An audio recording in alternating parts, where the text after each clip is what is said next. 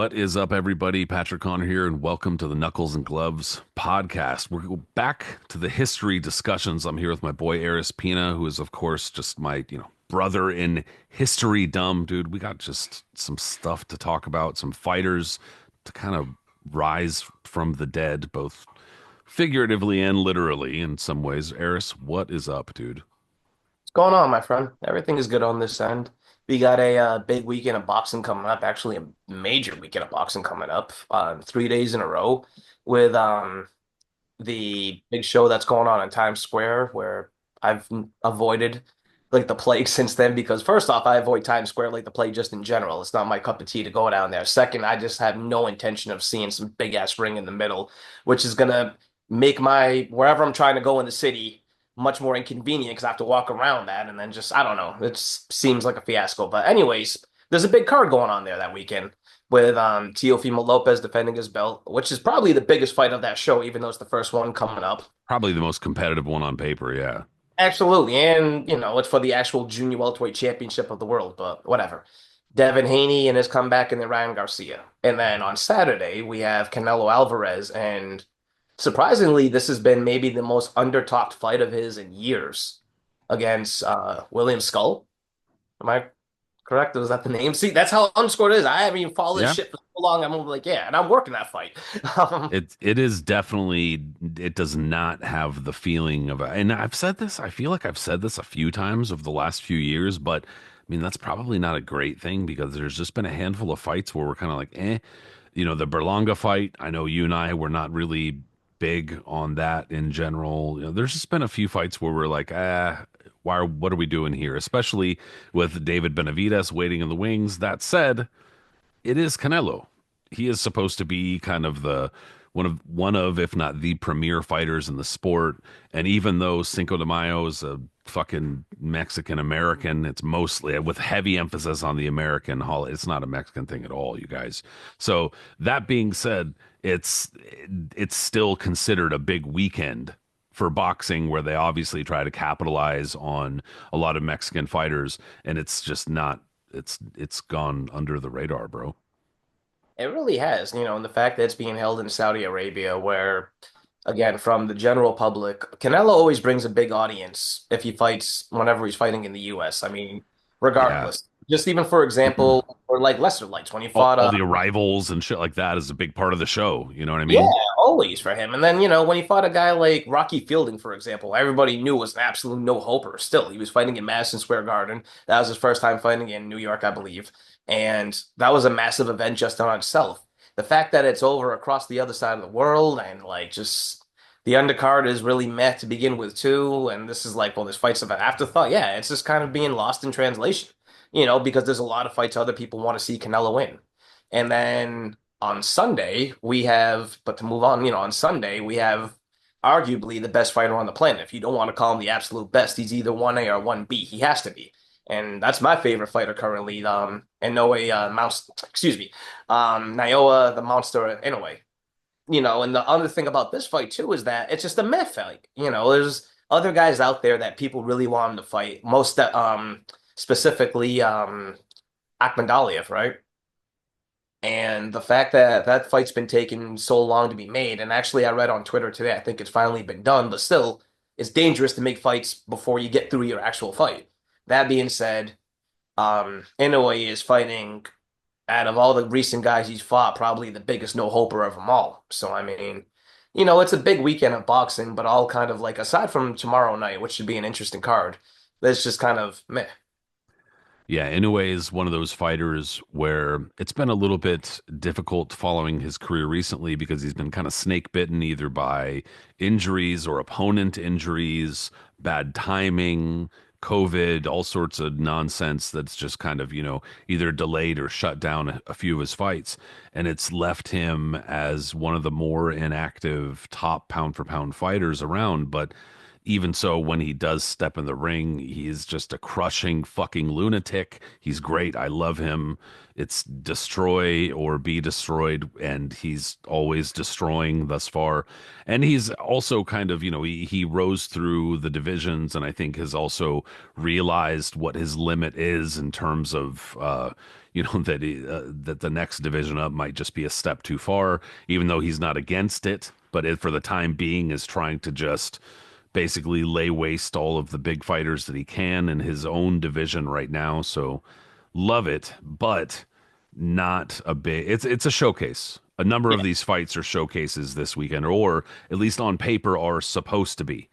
And as we know, it can always go some other way in boxing, but that's at least on paper what it is and what it's supposed to be. So with that being said, I mean, at the very least, we get live boxing, we get contemporary boxing that can kind of take our attention in that way.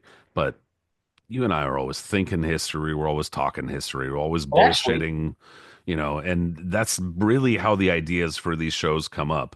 Is like we probably some people I know have been like, dude, you guys are doing a show of like 2.5 hours? That's ridiculous. And I'm like, man, we just talk all the time about this type of shit. So sometimes it just comes up in the midst of a regular ass conversation that we get the ideas for these shows.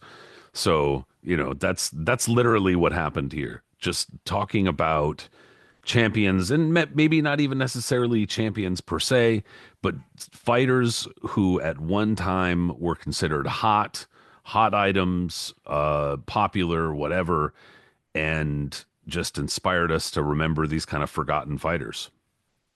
yeah, just, unheralded, it's interesting in the sense that like there's guys that became like really popular for a brief moment of time, and then there's other guys who just became world champions in a flash. Like that's out of nowhere. And not to say that they were like super popular, but it was just one of those moments that they came on and shook the boxing world. And everyone was just kind of like, whoa.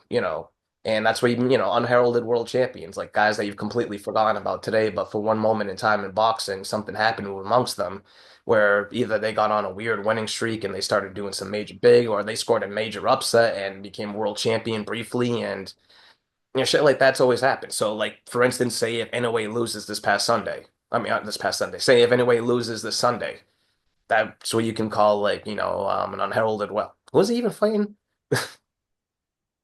That dude Cardona? Norman or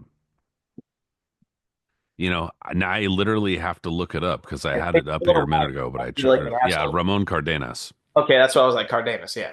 So say if Cardenas ends up beating Inoue, long, long shot, but say it could happen, that'd be one of the most unheralded world champions in recent boxing memory.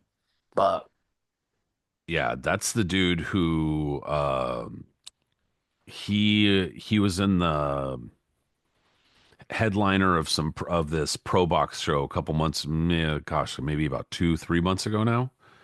And so I mean, I'm not saying that that he's some big star or something like that, but that's I think where he's been featured on his last few fights. So okay. if you watch any of the pro box shows, and I know you've worked some, but that's if anybody is like, oh, who's that guy? He's been on a few pro box shows. Yeah, I just didn't remember his name off the jump about who Inoue's fighting because I'm old. But that being said, He's been about as inactive as Inoue too, so that's not super helpful in terms of knowing who he is. sure. But speaking of unheralded guys, I mean unheralded world champions and things like that. Let's jump right into it, right? So first off, we're gonna go back to 1980 for me, specifically Detroit, Michigan in 1980. The date was August the 2nd. And on August the 2nd, 1980, well, that was actually a pretty significant day in general. That was also the day that Aaron Pryor became junior welterweight champion by stopping Antonio Cervantes, the legendary Antonio Cervantes. So at this point, the person that was promoting the shows that I'm about to be talking about was a guy by the name of Harold Smith, who Muhammad Ali Pro Sports maps.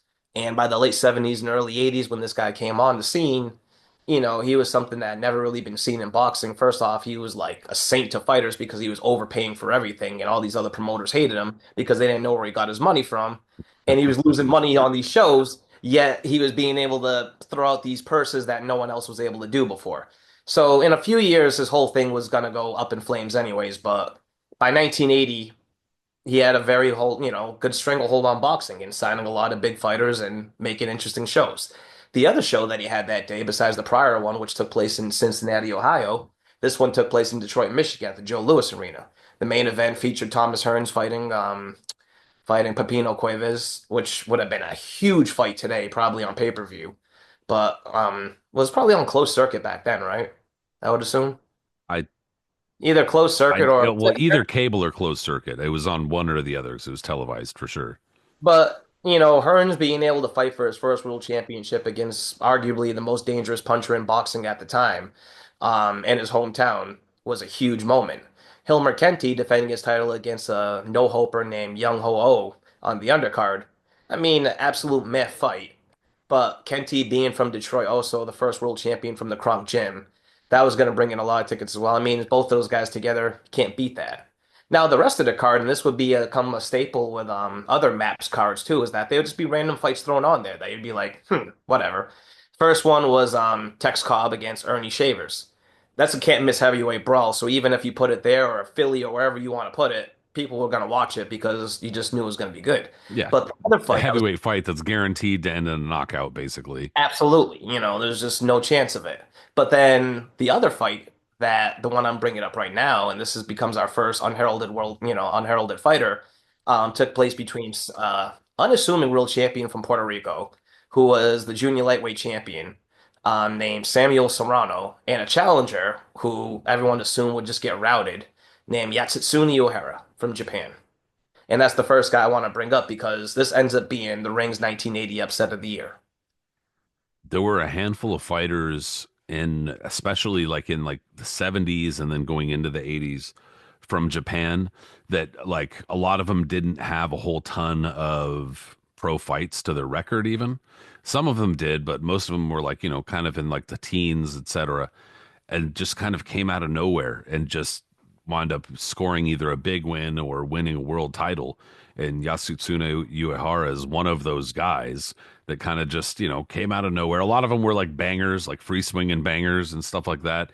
I don't know if that was just kind of the style that was often taught in Japan. I don't know. I don't really have an answer for that. I just know that's what a lot of them wound up being. Perhaps it was just like the kind of inspiration that fighting Harada, gave everybody, and that was kind of a big push in Japan after he became champion because he was super popular. I don't know, but Samuel Serrano was very talented and I mean probably underrated himself, world champion. And yeah, dude, that was one of those fights on that card that was probably considered something of a throwaway at the time. 1,000%. And then, to bring up Serrano, he was an interesting case because, like you said, very underrated fighter and a long reigning champion at that point too in the junior lightweight division.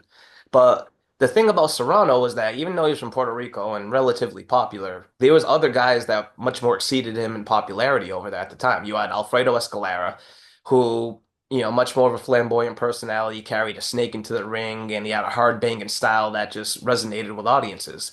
Esteban de Jesus at this point too, after beating Duran and being a mainstay toward the top of the lightweight division, and also too having a fun personality. And even though he had a dark side out of the ring during the late 70s, he was still at his peak, and one of the reigning lightweight champions along with Duran. Like, I mean, that guy, he was at the top. And then you have Serrano. And junior lightweight division was never really a division that was on fire majorly back then. Arguello passed through and a couple others, but like Serrano has always been just kind of like the background guy. And he racked up a number of defenses, but then if you look at the guys he defended against, none of them are just going to be like, oh my God, that was like huge. You know what I mean? There was a couple of good names from South Africa. I believe one of them was did he beat Happy Boy? Yeah. Okay. So he stops a Happy Boy. I'll never be able to pronounce his last name. I'm only pronouncing what I'm assuming it is McShaji. Yeah. Well, he was a major star in South Africa, and Serrano, I believe, traveled over there and stopped him, which would make sense. And he was one of those fighters too that, like, yeah, he fought a few times in Puerto Rico, but most of his defenses were, traveling. And so this one, he goes to Detroit, and this is like one of those where he's going to get paid exorbitant money, which should be an absolute rout. And through the first 5 rounds, it really is. I mean, O'Hara's just following him around, getting his face jabbed off, and Serrano was never one of those guys that was overly exciting. He wasn't a one-punch knockout artist or anything. If he stopped you, it was from like accumulation and cutting you up because Yeah, he was a sharpshooter. He wasn't really a puncher. And he was just boxing, doing a thing. But all of a sudden, and I remember watching this for the first time on 30 Great One Punch Knockouts, that video. Uehara, who had an interesting look because what was he wearing? He was wearing leopard colored trunks, wasn't he? I think so, or like some sort of animal print or something. Yeah. Yeah, I believe it was leopard colored, and he had a cool like mustache. He came from like the same kind of cool like Japanese school. I want to say like Yoko Gushiken, who had like a distinct look to himself, and just looked like a cool badass guy as opposed to anything. And those trunks certainly helped. He wasn't as good a fighter as Gushiken at all, but he was tough. He was plucky, and he gets Serrano in the corner and unleashes just one left hook. I think it's a left hook, and Yohara just falls in sections. Not Uehara, Serrano falls in sections, and the way he falls, like he's a tall, lanky guy, he just folded. And then you see his head come up, and he's gone. His eyes are like in different directions, and he's just and boom, solidified as the rings upset of the year for 1980.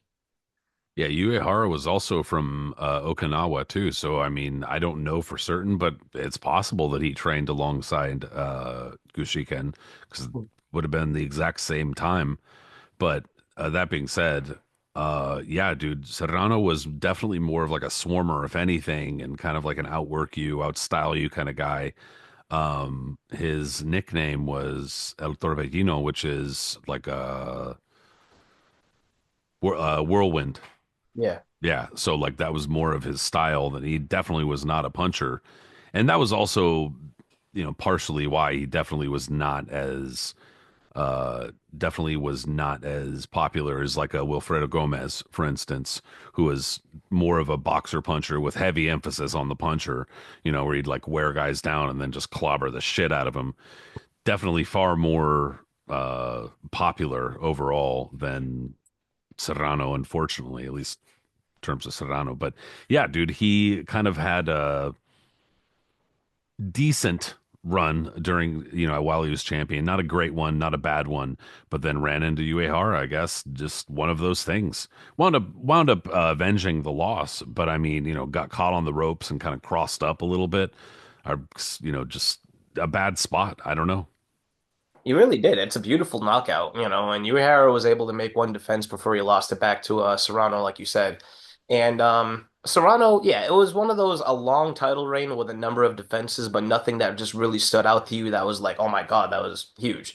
And yeah, kind of underrated today and definitely overlooked. He's on the Hall of Fame ballot. He's been on the ballot for a number of years. And he's one of those guys that I don't think, even on lean years, I think he was still going to be passed over because of just like we said. If you look at his resume, it's kind of thin overall. So I mean, but that being said, that was still like a tremendous upset and one of the bigger surprises of the turn of the decade, in which a decade would obviously have tons of them going forward. Yeah, dude, and especially they talk. There's already been talk about this weekend. It's always hyperbole. Every weekend that there's a couple of boxing shows is the Super Bowl and et cetera. It's Lollapalooza and shit. But there've already been a number of news sites and stuff like that. Is this the best boxing weekend ever? Stuff like that. I'm like, bro, don't talk to me. Come on. We've already established this. It's not even close.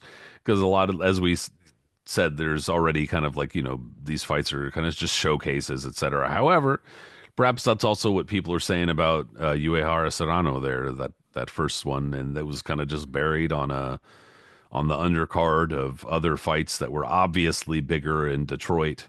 Emmanuel Stewart had a pretty big night that night, obviously. But that being said, I mean, in hindsight, that would have been a great card to attend. That would have been an awesome card to attend. There's and I'm pretty sure there was a lot of cool people in attendance. There's been a program that's been floating on eBay for a while now that Benitez was definitely in attendance because he signs it. He signs it. Wilfred Benitez, the Bible of boxing, only something like that. And champion and whatever, and then he dates it. So. Yeah, that was an incredible card. And to see Hearns win his first world championship so emphatically against a guy like, Cuevas was must have been a sight to see. Yeah, and one of those things where that's all anybody ever remembers about Cuevas too. Like he was a fairly long reigning and dominant champion.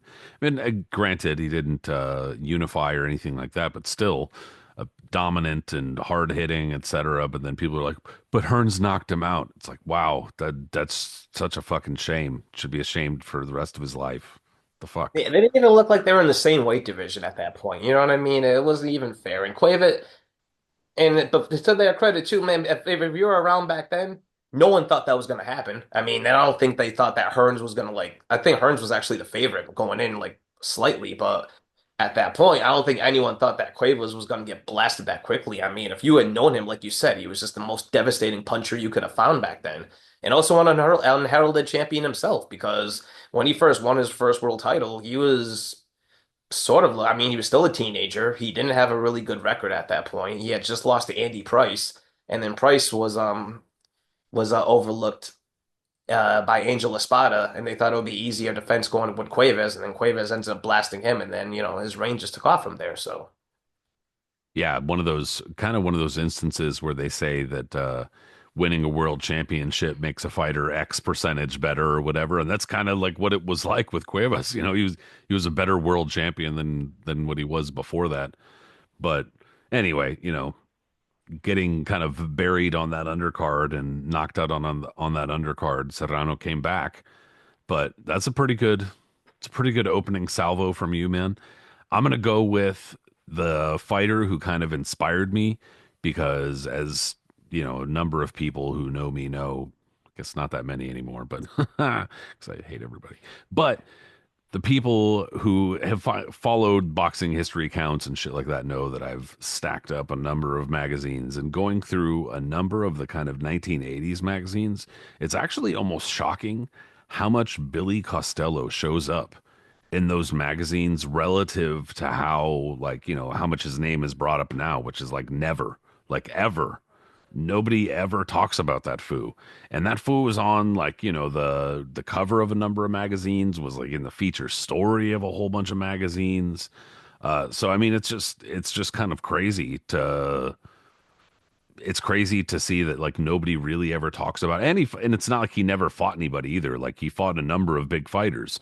So just strange that he was that prominent in and I guess some people might be like, so what? He was in some magazines or whatever. But back in the 80s, that's how you got the fucking news. That's how you got, like, stories and whatnot. There weren't websites, blah, blah, blah. Hopefully that's obvious to most people. But that's how you got the stories and the lowdown on a lot of these fighters was from the magazines. And he was in a shitload for like a few years straight. So it's just very strange that like nobody ever really talks about him. I mean, and I know that he passed away. I'm well aware of that, but it's just strange nobody ever really talks about him. well, he had a really interesting career in the sense that when he turned pro and he came up rapidly, really quickly, he did have a following where he came from in Kingston, New York. And that's, Kingston is one of those places like upstate New York where obviously not as big as the city and stuff like that, even though he did fight around here and kind of fought. If you look at his record early on, he was fighting mostly around like the New York area, but he was like making the rounds everywhere. He was fighting in MSG, he was fighting in Westchester, he was fighting at the Nassau Coliseum and everywhere around there. So he by the time he was getting ready for like becoming a contender and getting ready for a title shot, let's say this is around 1983, late 83 going into 84, the junior welterweight division was in a interesting position at this point. Aaron Pryor, who had been the dominant champion, had completely fallen off the rails and was more or less retired, just fall into the street life. And there was like almost like a scramble at that point to find like the next star for that division. Arguello had retired along with Arguello at that point had basically like, gone away for a minute too after the prior fights. Um, and there wasn't really like another person, so to speak, that was gonna like take over and be like that dominant guy. Saul Mambe was champion during the prior time, but during the prior era. But at the same point, Mambe was never one of those guys that was featured on TV and was never gonna be a mainstream star. The guy he lost his title to, Leroy Haley, same thing. Haley was never like was a grinder and a decent fighter, but wasn't gonna like really translate to big television and have the type of aura that Pryor did. And who Haley lost his belt to, which was Bruce Curry.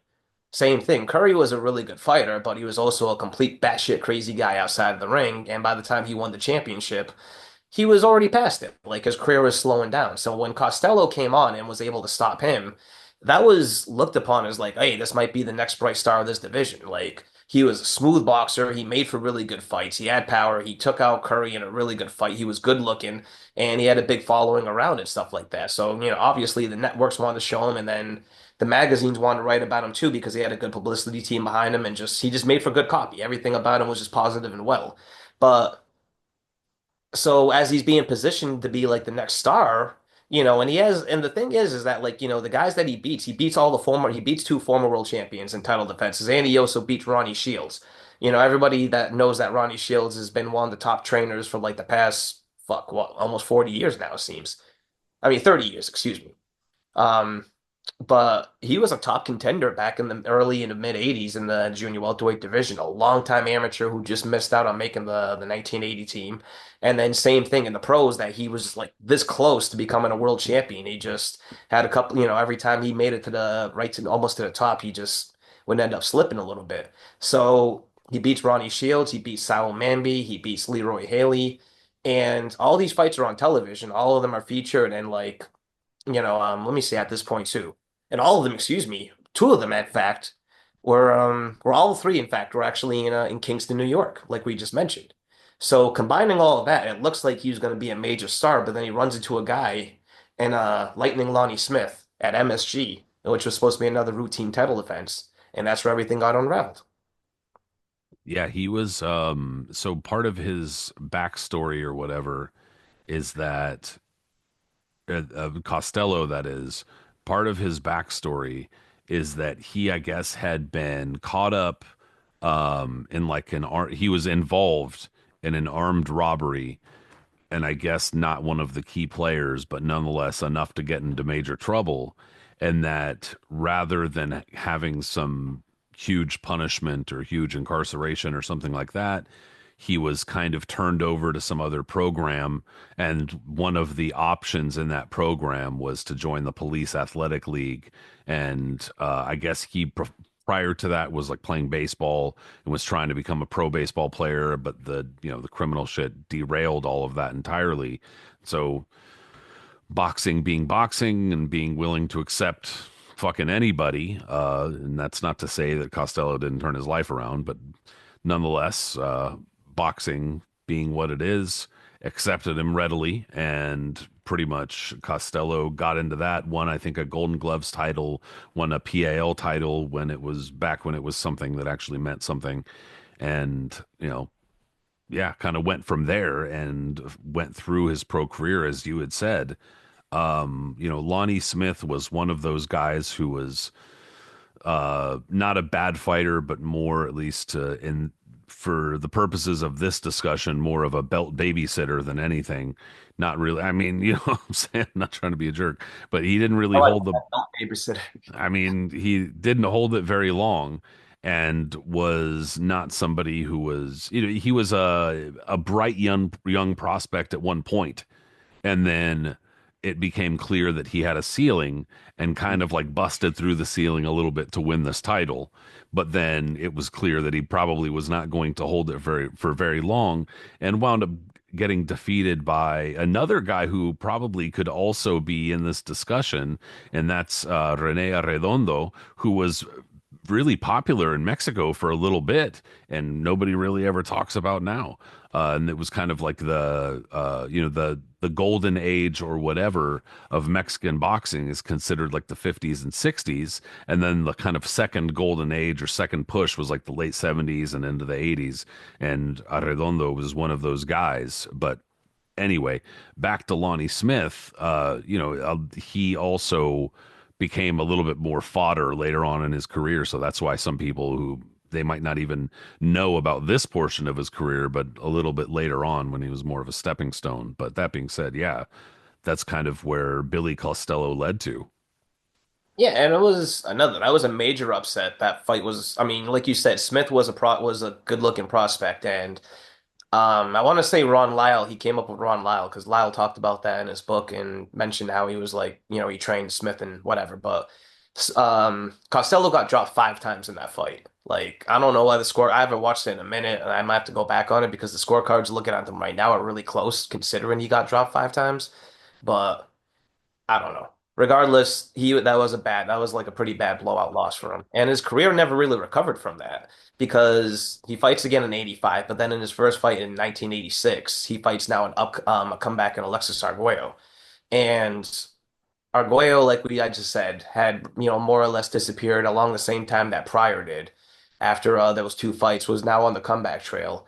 And this was Costello's chance to get like, an all-time greats name on his record, and he should have. Because he was Given younger, the timing, yeah, that was the timing that he could have and probably should have. Yeah, he was younger, he was faster, stronger, just overall fresher, and should have had his way with him. And through the first 3 rounds of that fight, that's exactly how it was looking. He was on the trigger. Arguello looked slow. He was rusty and, plodding along, and Costello was outboxing him and plucking him and looking really good in the process. You know what I mean? Like really tagging him. But the last thing we've always said is the last thing to go with a puncher is his punch. And Arguello, even though he was slow, he still had timing once he started like feeling it a little bit, and he timed that right hand at one point, and Costello went down, and once he went down, that was it. Like, Arguello was able to finish him, and at that point, Costello's career, and I guess we can say this is why he's not really remembered after that, was more or less finished too. He did have a handful of fights after that. I mean, his career wasn't completely finished, but it was just never really the same. Like, after that Arguello fight, he retired for a number of years. He came back in 92 and was just never really consistent. And he was never fighting anybody that was just kind of like, as in a real name. And the only time I ever saw him fight live, and I'm assuming you watched this too, was when he fought Juan Laporte on that dreadful Legends card that Larry Holmes and Bone Crusher Smith and the rest of the geriatrics were promoting. And that ended up being the most competitive fight on the card. It was actually a fun fight to watch because Laporte was still semi-active at that point, even though he was old as dirt. And Costello clearly wasn't, I mean, but he wasn't that like far behind him. He only had a fight like a couple of years before that. So I mean, they made for a fun fight, and the fact that they were able to go the full route was, impressive enough, but that was it. And then like you said, he became a judge for a number of years after that. I know that because I would watch like during the MSG year or not during the years when I first moved here. I know I used to see him as a judge at various shows around, and then tragically died of lung cancer, I believe it was some years ago. And kind of like the same case of Howard Davis, where they said that he never smoked or never really did anything like that, but somehow it still developed. So. yeah, dude. I mean, well, who the fuck knows? Because even into our generation and beyond, man, they were allowing us to fucking gnaw on some like Matchbox cars that were made with lead and who the fuck knows, bro? We're breathing in mesothelioma, fucking popcorn Absolutely. ceilings and shit. So who fucking knows? But yeah, unfortunately, that is how he met his end. Obviously, it's tough to say that the Arguello fight ruined him, but he definitely had a tough time recovering from those 2 losses, and understandably so. But that being said, before then, man, he was hot, dude. That's what's so crazy to me was how hyped up on Costello a lot of these news sources were, and then just kind of went whoop, disappeared. One of my favorite trading cards, I forgot what's the one with the gray background, kind of like the gray. They had like they made all those. They made like every. You know which one? Like it's a Billy Costello card, and it's one of my favorite cards. It's him on the telephone, and he has the boxing glove during a workout. Um, He has it like he's like clearly during a workout, and he's at a payphone. Well, not a payphone, but like the phone in the gym, and he's on there like that, and that's the card. I'm gonna have to look it up now, but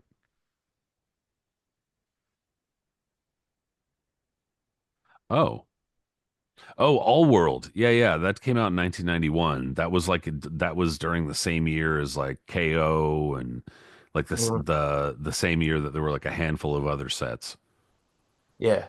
I just always like that card. I just like the fact that it's like that's the one that they use, not a fighting pose, nothing like that. He's over at a phone talking on it while there's a glove on. Yeah, dude, that's actually a pretty wide set too. I think there's a bunch of I think that's a pretty decent size set. But Gray would be the one to ask about that shit, not Yeah. necessarily me. But yeah, that's the fact that he even got even in 1991, like several years beyond when he was a champion, dude. Yeah, Seems like one of those things where they were just kind of trying to add whoever they could, you know what I mean, sometimes to fill out sets. that's And probably true to be honest. Yeah, but speaking of guys from the 80s who out of nowhere, the fuck, sorry, I just clicked on something different. Who jumped out of the blue without anyone really knowing who they were, and then for a minute ended up staying at the top for a while. Well, in fact, this guy did. Um, Greg Haugen. yeah, and especially because he recently passed away too. Sure.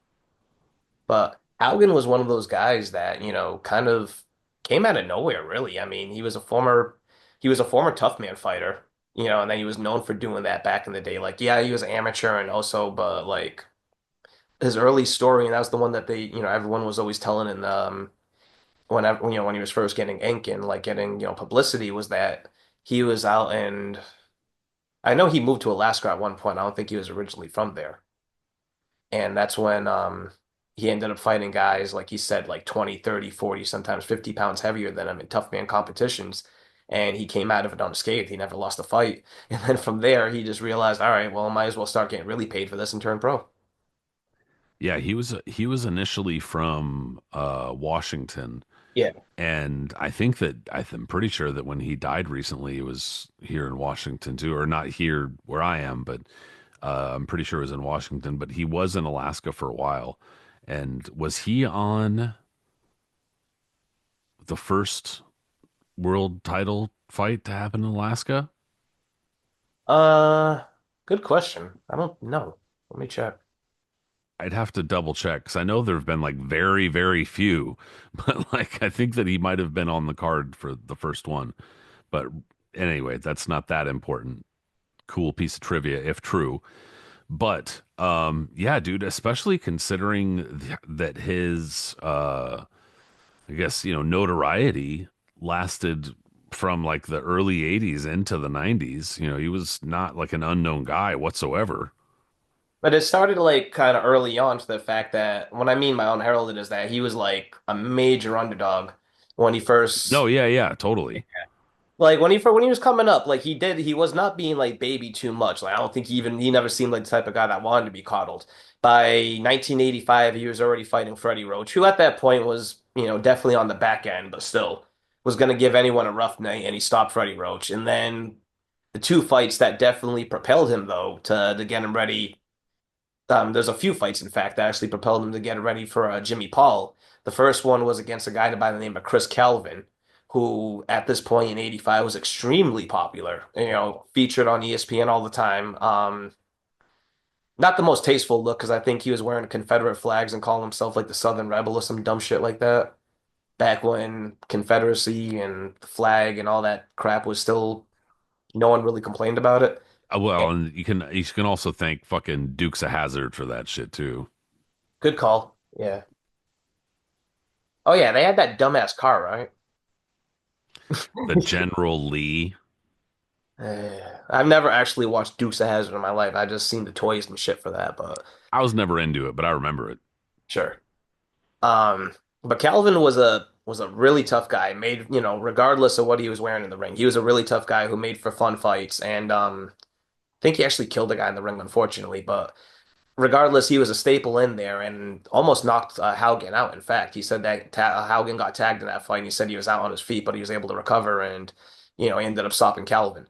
And that was a win that Haugen wasn't supposed to win that fight. And so when he stopped Calvin, who was on a hot streak, he had propelled him. He knocks out Charlie Brown, who another guy that went on to become a champion. Um, well, no, that was the White Lightning Brown become champ, or was it Choo Choo that? Yeah, it was Choo Choo. You're well, Okay. and that was the crazy shit was there was two different Charlie Browns at the exact same fucking time. And yeah, there was Choo Choo who became a world champion, The and first Char IBF champion, right? and then White Lightning, who I mean, dude, they both could also be in this discussion because they were both fucking in magazines and talked about regularly, and then just like poof, fucking gone. Totally. And so by the time though he fights Jimmy Paul in 1986, I mean he beats Charlie White Lightning Brown, he beats Edwin Curret, who was another longtime contender. So yeah, as good as it's gonna get. I mean, like he's built himself up. But Jimmy Paul at this point was like the cream of the division. I mean, the lightweight division was always been very strong, especially in the 80s. It was, strong enough, but it wasn't like lightweight wasn't a glamour division in the 80s. I don't think until like Camacho and them started coming through and like, Rosario in the mid 80s. At this point, was Camacho still in? Yeah, Camacho was still there in 86 at lightweight, right? I mean, he was there 85. Okay, yeah. So there was Camacho was still there. Um, Let me see who else would have been champion. Rosario, Bramble. Okay, so Jimmy Paul was probably the least popular out of the champions at that point. But in terms of pedigree, people were thinking that he might have been one of the best. Like he was looking, I mean, he was all around solid fighter. And even though people might have thought he might have been like a step below like Camacho or like a step below Rosario potentially or Bramble, stuff like that. He was still looked upon as one of the three best in the world right there, and really tough, and a guy like Haugen was not supposed to beat him, but in fact, the Haugen was able to not only out brawl with him, but outbox him for long stretches of the fight. And to the fact that people were just like, "What the hell is wrong with Jimmy Paul? This is not looking like the type of guy that should be happening right here." That was straight up like upset. In fact, I think that whole card that was two upsets that night because I think that was the same card that had in another unheralded upset when Mugabe lost to Dwayne Thomas. Duilio Loi. Yeah. Yep.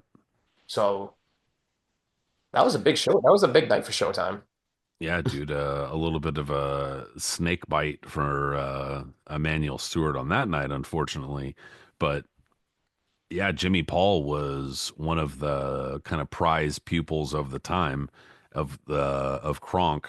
And also a lot of people don't remember this, but Tommy Hearns and Emmanuel Stewart had like a few falling out, like where they I mean, I think that it always was about money, but there was, kind of sniping back and forth. A lot of people forget about that shit or don't know about that shit. But during the 80s, there was a lot of like, blah, blah, blah, back and forth. And in any case, that also kind of left the door open for Emmanuel Stewart to work with a lot of other fighters. That's not to say he didn't already. He worked with a ton of fighters all the time, but kind of in terms of, putting his focus toward those fighters. And Jimmy Paul was one of those fighters. Dwayne Thomas was in there too. And, unfortunately, those guys took an L that night. But, oops, sorry. Those guys took an L that night. And in any Thomas case, then, and Thomas beat Mugabe, but or sorry, yeah, uh, Jimmy Paul took an L that night. But that being said, Jimmy Paul had a decent little run at lightweight, like you said before that, where he had held the title for a little bit. He had a couple of non-title fights that were significant too, and that were pretty good wins. Even though Freddie Pendleton never really had a great record, he had a couple stretches where he kind of put stuff together. And in any case, Jimmy Paul was one of those guys that was good at the time. he really was. And so that propelled him. And from there, I mean, Haugen became a mainstay throughout the 80s up until the early 90s. I mean, just in terms of one being just being able to be known in competitive fights, he would always give you those. Like two, he was an asshole too. Like he wasn't afraid to tell you how he felt. And when it comes down to it, man, sometimes he would say his things a little outlandish. Like years ago, like years later, he would say that he should have never said the shit he said about Chavez, especially when he came into the ring. He wasn't prepared because he had a lot of outside the ring things going on, and that he just knew he was going to get his ass kicked. But like in the 80s, think about like his rivalry with Vinny Pazienza and the fact that like he knew he was going into the Lions then their first time going to Providence. And even though he probably beat Pazienza that first time he gets robbed, or he claims he gets robbed. It was a close enough fight, but and then out and out beats him in the rematch. Has a couple of defenses, but then when he loses to Pernell Whitaker in 1989, that's absolutely no big deal in that sense because like Whitaker was on the rise and Haugen was even at his absolute best wasn't going to be able to do shit with him. But still, his last big win, and the fact that kind of cemented things for him is like in the early 90s is when he was able to become the first person to beat Camacho in their first fight. Even though they called it a no contest or whatever, right? Did they call it or did they actually still give him the win? Okay, they still gave it to him. No, You yeah, know, he got the I'm win. thinking- no, you know what happened is that at one point, I think after that fight, he tested positive for weed. Yeah. It was that one because HBO for the rematch was so ridiculous. They were just like they had this whole like seriously like a what's Yeah, that they inter were like, we're checking in yeah, on Greg yeah, Haugen, yeah. who's It was like been an on intervention. drugs. And it's Yeah. like, It was like doing an intervention thing, basically. They're sitting there talking. He was like, how often are you on the weed? yeah, I would always just smoke a little joints after training sometimes, and I didn't know it was gonna get to me at this point, and I've let my family down. I let everybody down. I'm sorry about this, and I'm gonna have to do better. I'm like, oh my, it's just so Yeah, over the if top you and grew over. up in the 80s or 90s, you remember the Dare program. Mhm. Just say no. It's that simple, isn't it? Yeah, they But were like teaching kids like self-defense to like this is to ward off when you get offered a joint. Somebody offers you a joint, you punch them. Yeah, it's like what the fuck, dude? People are crazy, bro. Yeah, but yes, and we also don't do mentioned what Donnie don't says don't do, or something like that. we mentioned that shit when I think it was 2 years ago when we did like a 420 episode and talked about the fighters who got caught smoking weed, and he was one of them. Yeah, bro, it was absolutely absurd. But I mean, salute to Haugen because he always kept true to himself, and even throughout the '90s, after the Chavez fight, he never really reached those heights again to like the top. But he still stood competitive. I know he was like involved with training and other things like that. And as far as I know, I think Corey told us he was involved in like charitable activities outside the ring too, wasn't he? I think so, yeah. Yeah. But rest in peace, Greg Haugen. I just wanted to bring that up because I was thinking about guys, just came out of nowhere to become world champion, especially over established guys, and that was a big one. Well, people still quote him all the time when you bring up Chavez record. All he fought was cab drivers. All he fought was taxi drivers. And it's like, Jesus Christ, bro, that's a very enduring quote because I don't remember the exact circumstances, but that's where that came from, where it was something like Haugen had seen Chavez in sparring or had watched another of his pro fights in person or something like that. And he made that remark, and that remark got to the press who reprinted it. And then Chavez got pissed and was like, this motherfucker, wants to talk like that. And so he beat the shit out of him in front of 125,000 people in Mexico City.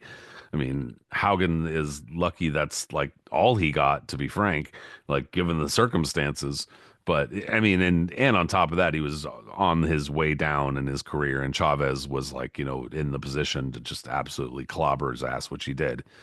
But still, that being said, like you said, dude, Haugen was I think the name of the game here, what the fighters we're talking about are fighters who like in another time we it wouldn't have been weird to talk about them or bring them up. They would have been in the discussion, but now are just not really ever discussed that much. And so fits the bill. Let's see, got my little list here. Let's see. So there's a couple of other fighters I wanted to bring up. One of them is, I mean, especially because the only time you ever hear this fighter brought up is attached to the big fight that he lost, and that was considered kind of just a stepping stone or an in between fight for the big fighter that he lost to. But even so, he was a very talented guy, had a good amateur record, and also for another reason is a significant fighter in boxing history, and that's Ayub Kalule. Oh yeah, hell yeah, good call. You know, Kalule is like you said, he was used as a stepping stone, and looking back now on that was even back then people were talking about that with Sugar Ray Leonard. That was a big deal because Kalule was undefeated. The junior middleweight still wasn't really by the early 80s. junior middleweight division was still kind of like in a muddled area where like it didn't have It, it didn't have the same pedgree of the other divisions, sorry to interrupt you, Of but a course. couple of these fighters that we've talked about too, I was gonna say for the first one was that like we've almost all of these have been fighters in like junior divisions, and that's Sure. probably part of why we're talking about them this way now is that like obviously now it's different because anytime there's a world title involved, they're all over it, and it's a world title fight. But back then, even as early or even as recently as like the 70s and 80s, dude, some of those divisions were just kind of like, okay, well, let's see what happens when he fights the middleweight champion now, type of thing. Like it was, yeah, Yeah, so I mean, Kalule was one of those guys when he came by the turn of like, the late 70s into the 80s, there was a few prominent fighters from the continent of Africa, coming through, especially from Uganda. You had like you said, Kalule, and then soon after that, John the Beast Mugabe, who turned pro in 1980 and soon started making noise just by, causing an absolute warpath through everything that he touched. And Ladi Mawali, who was not from Uganda, where was from he was from Zambia, wasn't he? Or man, I'd have to look again. I'm not really sure to be honest, but he was on TV a bunch too, so it's that no, was one of Mawali the was a things. popular guy, and he was also huge, also around the London Yeah, you're area. right. He's from Zambia. But he ended up around England as well, I believe, too. Like all these guys, Mm. all these different fighters, Cornelius Boza Edwards, also from Uganda. This was like during that time, but Kalule was one of the first ones, I believe he was the first one out of that group to become a world champion. And again, like the junior middleweight division from the late 70s going into the 80s was just kind of like in a tipsy-turvy. There wasn't like there wasn't really like a dominant champion at that time back then. Like, you had the the Japanese champ there, Koichijima. Yeah, Koichi Wajima.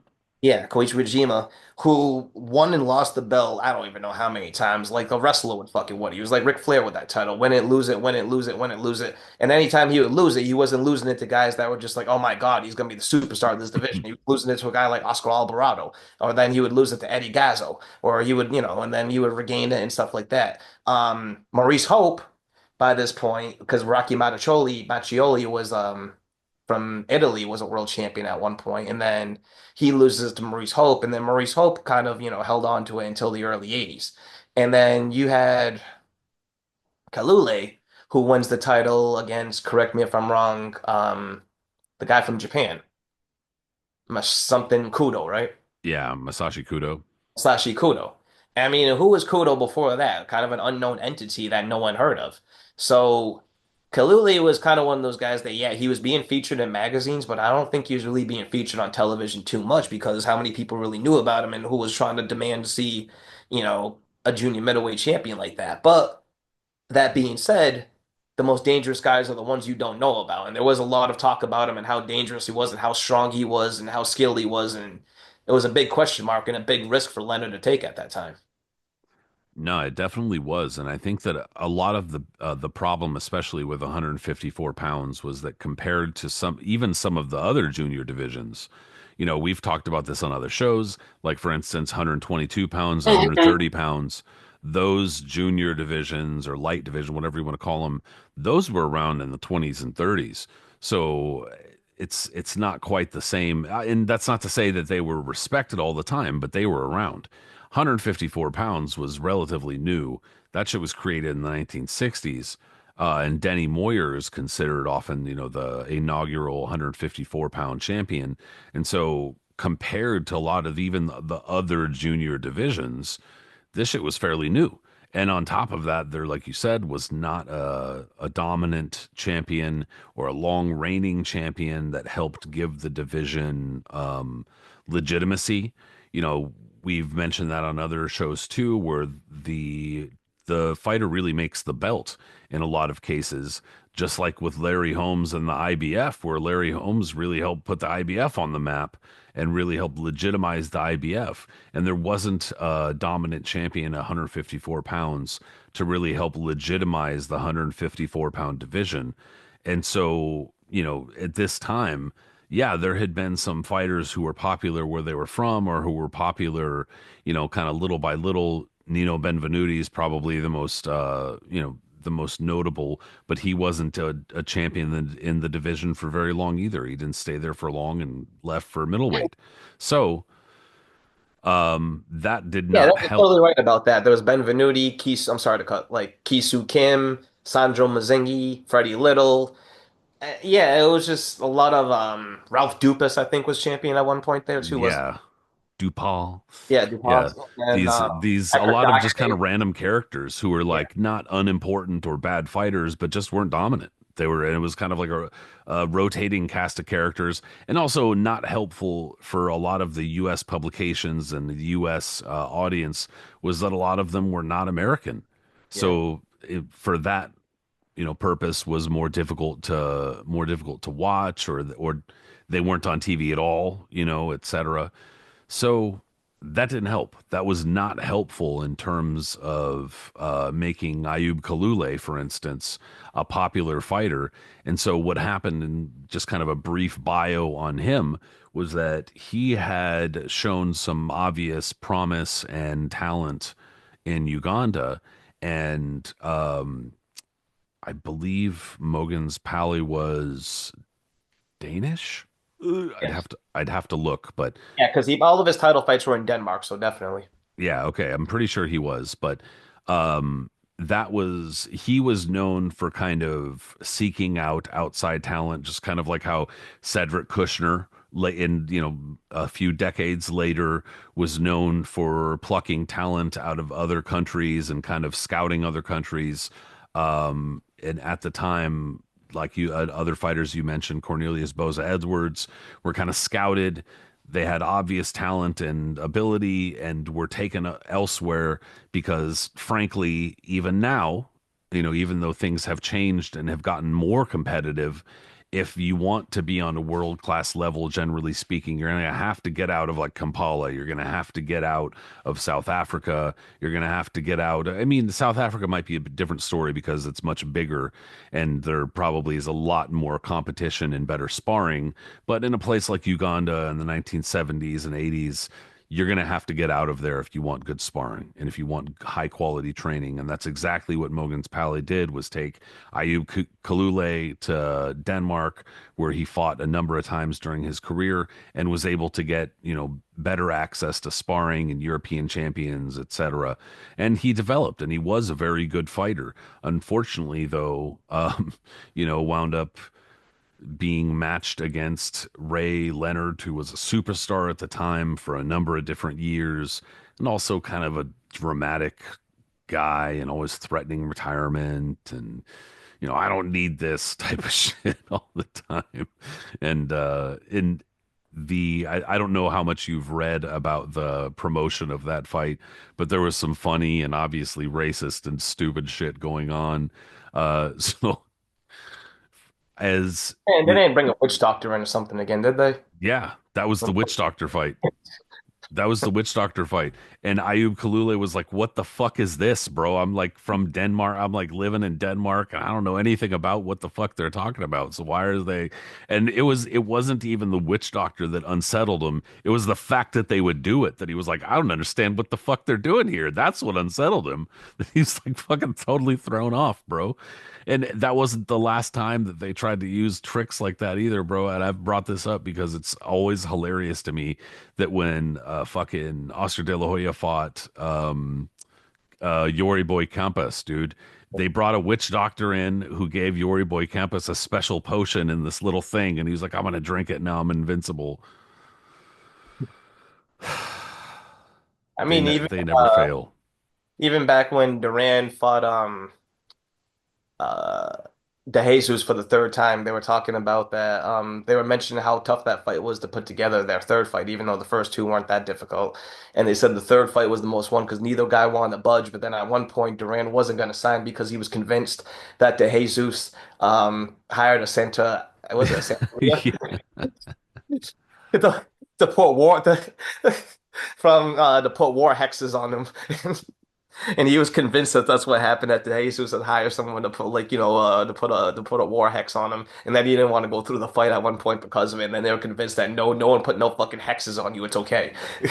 Kind of where Kalule wound up as a stepping stone, unfortunately, dude. I mean, it's uh, understandable because Ray Leonard was on a tear and he was also in the middle of kind of trying to pump up his resume, trying to get better negotiating leverage and whatnot against his various nemesises, coming up. But I get it, and that's also part of how his resume also, got padded a little bit, as you might say, as a multi-division champion. And it's not that being a multi-division champion wasn't respected or important before Ray Leonard, but he and Thomas Hearns and their kind of neck and neck race to see who could get more titles really propelled it into the fucking atmosphere. And Ayub Kalule helped.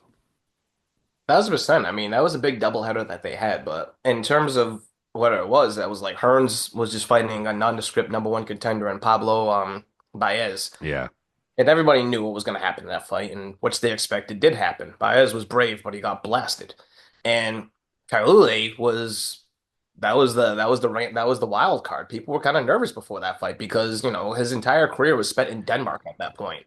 And Uh, yeah, like the whole you brought up when we were talking about earlier, Bob Arum and his pre-fight stuff. He was one of the guys who was saying, "Oh, this is a dangerous fight for Ray Leonard. I wish he wouldn't take this fight. I don't want him to take this fight. We tried to talk him out of it, but he insisted." Type of shit. Always. Yeah, yeah, yeah, totally. But it ended up being okay. I mean, Kalule was tough, and he was a good fighter too, because if you look at his record, even though it was completely built in Denmark, he was fighting guys that, like, even if they were past it or whatever, was giving him good experience. Like Elsha Obed was a former world champion who, by the time he fought him, was in the late 70s, he was way past it and would go on to receive other numerous beatings. But I mean, he was a good fighter at one point, and he was able to give him rounds. Um, Sugar Ray Seals, obviously the former Olympian, and unfortunately didn't really make it to the quite to the top. Had been around the rankings for a long time at that point. Johnny the Mad Dog Baldwin, another former Olympian. I mean, these were all to get him ready for where he was going. He had fought a lot of respectable names, but the thing that made this kind of a safe fight, and I think Leonard and them knew what they were doing. Mike Trainer especially helping pick out the opponents, was that even though Kaliliu was undefeated, had an impressive record, had a number of defenses. He wasn't really a knockout puncher. If you noticed, all the guys that he fought, in title defenses more or less went the distance. And even some of them shouldn't have, like Steve Gregory, for example, one guy. And so I think they knew that it was going to be like, yeah, it's a risk, but one that wasn't going to be like, oh my God, what are we doing here? Like we're fighting an Ernie Shavers type Right. puncher. Yeah, the risk of being knocked out is pretty low. Yeah, yeah, they knew what they were doing, and it ended up working out for them after that too. And because Kylo, like I said, he showed some resistance, but I don't think Leonard was in ever any shape of like the time that people were like, "Oh no, he might lose this." No, he was in control the whole way. But that was the end of Kaluli in more or less in terms of being like a top name. He was still being big fights after that. Because let me see, he ended up he would end up fighting Davey Moore. And this was the thing too, is that when he fought Davey Moore in 82, I think a lot of people thought that there was a good chance he'd end up regaining that belt because Moore was only what 10 and 0 at that point. And even though he knocked the hell out of Charlie Weir, like Kaluli was still, a different animal. And that was the fight that got more of major respect among everyone because he broke down Kaluli in a really good fight and ended up stopping him. Soon after that, undefeated Mike McCallum stopped him, and then he became kind of like, he won a number of fights after that, including actually, I take that back. He beat Sambu Kalambe and he beat a young Lindell Holmes. So, I mean, near the end of his career, he was still putting up respectable numbers, but then his career, officially ended when Harold Graham stopped him. But that's a great name right there. It's a guy that you mentioned, he never gets brought up anymore. And if he is, it's always just mentioned as like the stepping stone for the Sugar Ray Leonard Thomas Hearns fight. But he was a respectable world champion and a guy that um I want to say when I'm sure it would be changed now over the years because this list was made, geez, almost 30 years ago. But you remember when Ring Magazine was doing like their top tens of like different nations or countries or whatever it may be and stuff, and they did a top 10 of Africa because obviously, as you kind of alluded to, it would be hard to do like a top 10 of Ghana. It would be hard to do a top 10 of just straight up Uganda. Like hard to do a top 10 of that. Like you just kind of, put them all in one continent. And Kalule was in the top 10 for that too. I forgot where he was ranked, but I think he was like in the middle or lower level. Not sure if he would still be in the top 10 today, but that shows you at least, where he was back then. Yeah, he was um I don't know if he would, yeah, necessarily rank you. Definitely be in Uganda's top 10, that's for sure. But there's been a lot of time since. But he was Exactly. a very talented amateur, and he was also a fairly decorated amateur too. So I it's not that I count that the same as pro accomplishments, but at the same time, when I recognize who fighters are, or who a fighter's birthday or whatever stuff like that, if I know those kinds of facts, I try to include those because those are significant. Being an amateur champion, a Golden Gloves champion, those kinds of things, that's not some shit to shake a stick at, dude. That conversation came up recently with Marvis Frazier, where you bring up Marvis Frazier and go, "Oh yeah, Mike Tyson fucked him up, Larry Holmes fucked him up," and it's like, okay, that's true. But, first of all, there's no shame in those things. And Mhm. second of all, he was a highly decorated amateur who was super talented and a very good fighter. So, there's obviously a line to draw there. And Ayub Kalule was a very, very good fighter. I brought up the Leonard shit earlier. I just wanted to read this because this shit is like, I mean, again, racist and ridiculous, but it's just funny and the type of shit that went on in the fucking 1980s. Leonard's trunks for the fight were black and had a yellow cobra head on the left leg. While Leonard was training in Phoenix, he dispatched an aide to the local library to research Ugandan witch doctors. Witch doctors came back the report fear the color black and aren't all that happy with snakes, which are too quick to put a spell on.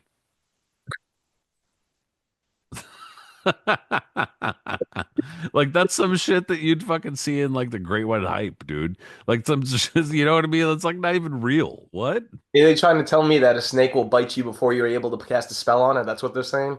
I, I, Interesting. I guess. Yeah. That's hilarious. And Finish it here's and this fool from like who's from like Copenhagen, and he's like, "What? Is bro. that a snake?" But like it's the same shit that, they would go all the way back to like the Battle in Siki days where they're like, man, and he was a monster and a jungle guy and blah blah blah. And Siki was like, I've never been in a fucking jungle in my life. I don't know Yeah, what you're this talking this about. dude's like, I served in the fucking French army. What the Yeah. fuck? He was like, I don't know, just because like I like cool animals, you call me some kind of crazy like jungle monster. I don't even what do you mean I don't know how to speak? He was like, I speak five different languages. What's your problem? Like Like people from other places are immune to just buying crazy shit when they all of a sudden get rich. That's the hallmark of getting rich out of fucking nowhere. You just buy crazy shit. That's what happens when you're fucking poor and then you get rich. You buy crazy shit. people are acting like he was the first person to ever like have a fucking lion that he was carrying around. No, not at all, man. We already talked about Bob Fitzsimmons and all these Yeah, other we'll with have like exotic several animals. lions Sure, and Mike bit Tyson like had dozens of people. and Mike Tyson had a fucking tiger that he was like toting around everywhere. What do you mean? And Tyson was the last person that probably should have had a tiger, considering now what we know about him in the 90s. Jesus But Christ, yeah. you know, Keep fighters away from animals, god damn it. at That least being said, most of I them. had to bring up Kalule. I thought that was a pretty good That's a name, and great that one. there was probably apart from the Leonard fight, not a very good chance that we'd bring him out otherwise. Totally. Well, here's a good one. I was gonna ask, what do you consider the biggest upset in super middleweight history? Uh, gosh, dude, that's a good question. I mean, that's speaking of divisions that are not, you know, not super old, and especially compared to fuck. That's a really good question.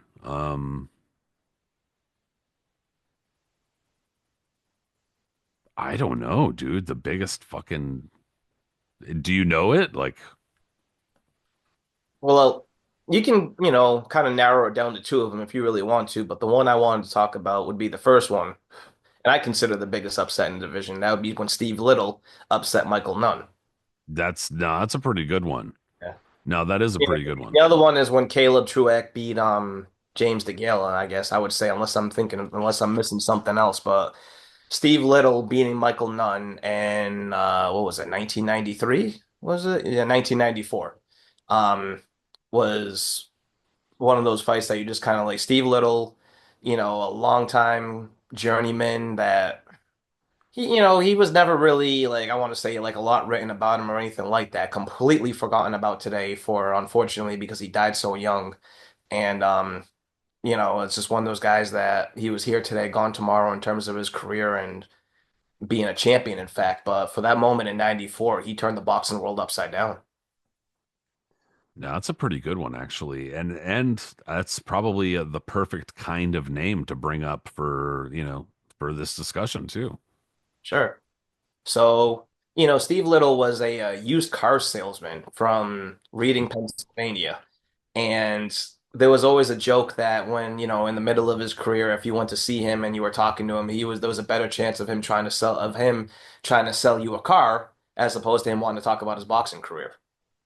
Like that's just, how it was for him. And he was a good fighter, don't you know what I mean? Like, but it was one of those that he got thrown into the fucking, just the wolves den pretty quickly. Early on, he racked up a few wins, but then like it started getting sprinkled in with like wins and losses where, you know, he had a full-time job. He was doing the used cars thing and he was taking fights on short notice and all that. But one thing you can always guarantee in boxing, especially back then in the 80s and 90s, it was that if you were a guy that could go rounds and were dependable in that sense that then you knew that chances are you weren't going to get knocked out, but you didn't have a chance of knocking their opponent out either, then you would probably get fights out of it because people need opponents like that to build their records and to get experience. And so Little was always, at least being active in that sense where he would get, the fights that he needed. But um, by the time in, well, for instance, 1985, he fought Mark Breland, a young Mark Breland who was only 2-0. And by end of 85, now he's starting to step up and like fight actual real names. For instance, there's Glenn Wolfe, best known for fighting James Toney and Roy Jones for middleweight championships. He upsets Pepino Cuevas, who was completely washed by 1986, but still, that was a former world champion and a fight he wasn't supposed to win, and he ended up winning that.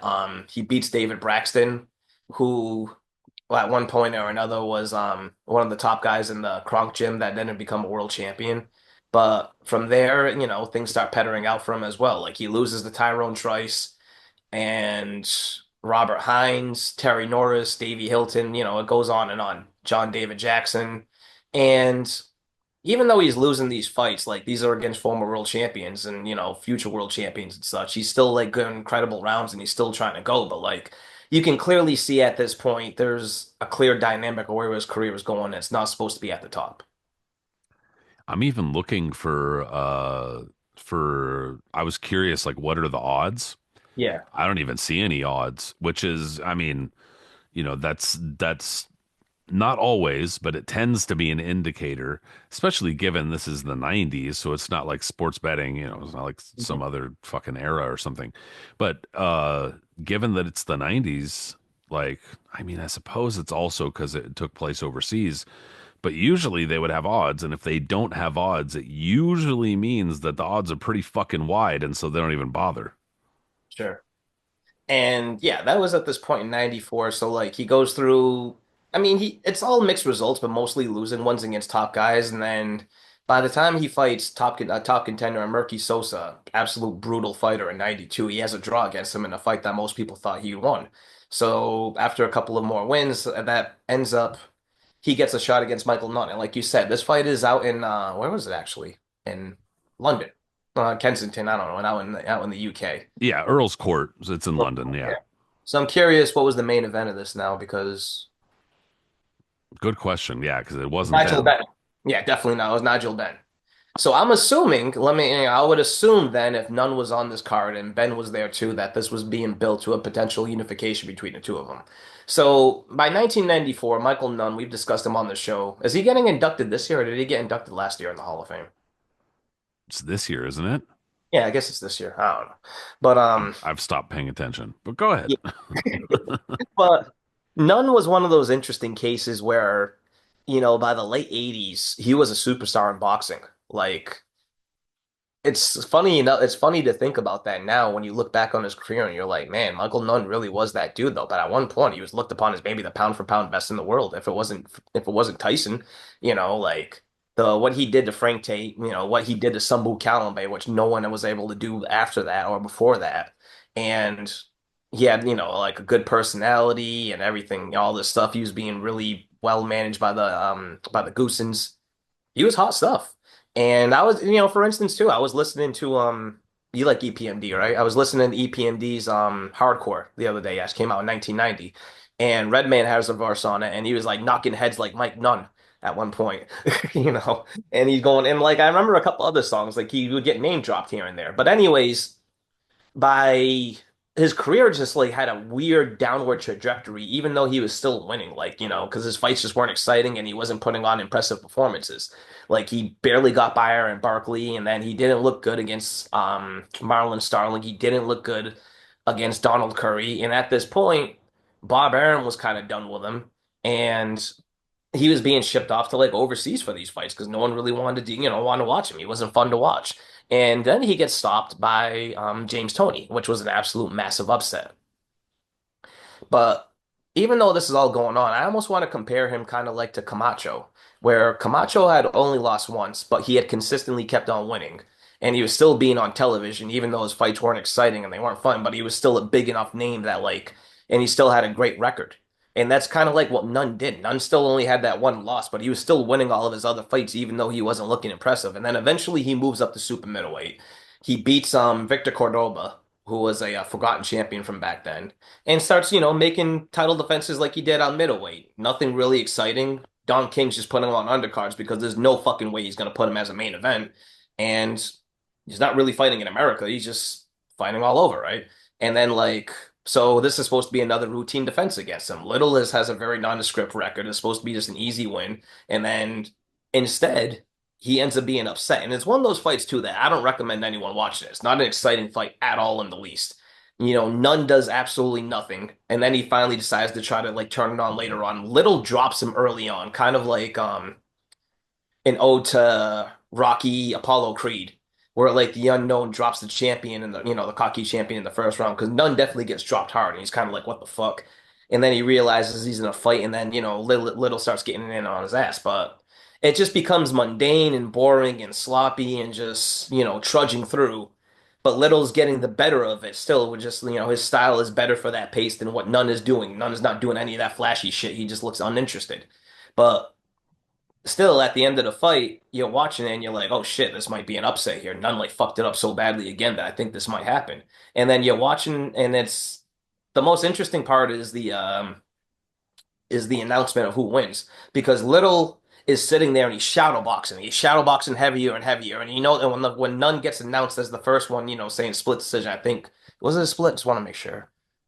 Yeah, it was. And when Nunn gets announced, like the first cards for Michael Nunn, you see Little like even going harder, because it's like he's just like almost preparing himself for another loss. Like he's just thinking himself, and he's just doing it. And then Nunn kind of looks at them and starts like copying them. Like, okay, I'm just gonna let him up on me. I got energy too. Fuck it. So they're both shadowboxing to themselves while they're waiting for this decision. And then you hear boom, boom, boom. Then it's like in the new champion Steve Little, and Nunn just drops his hands, and Little starts freaking out.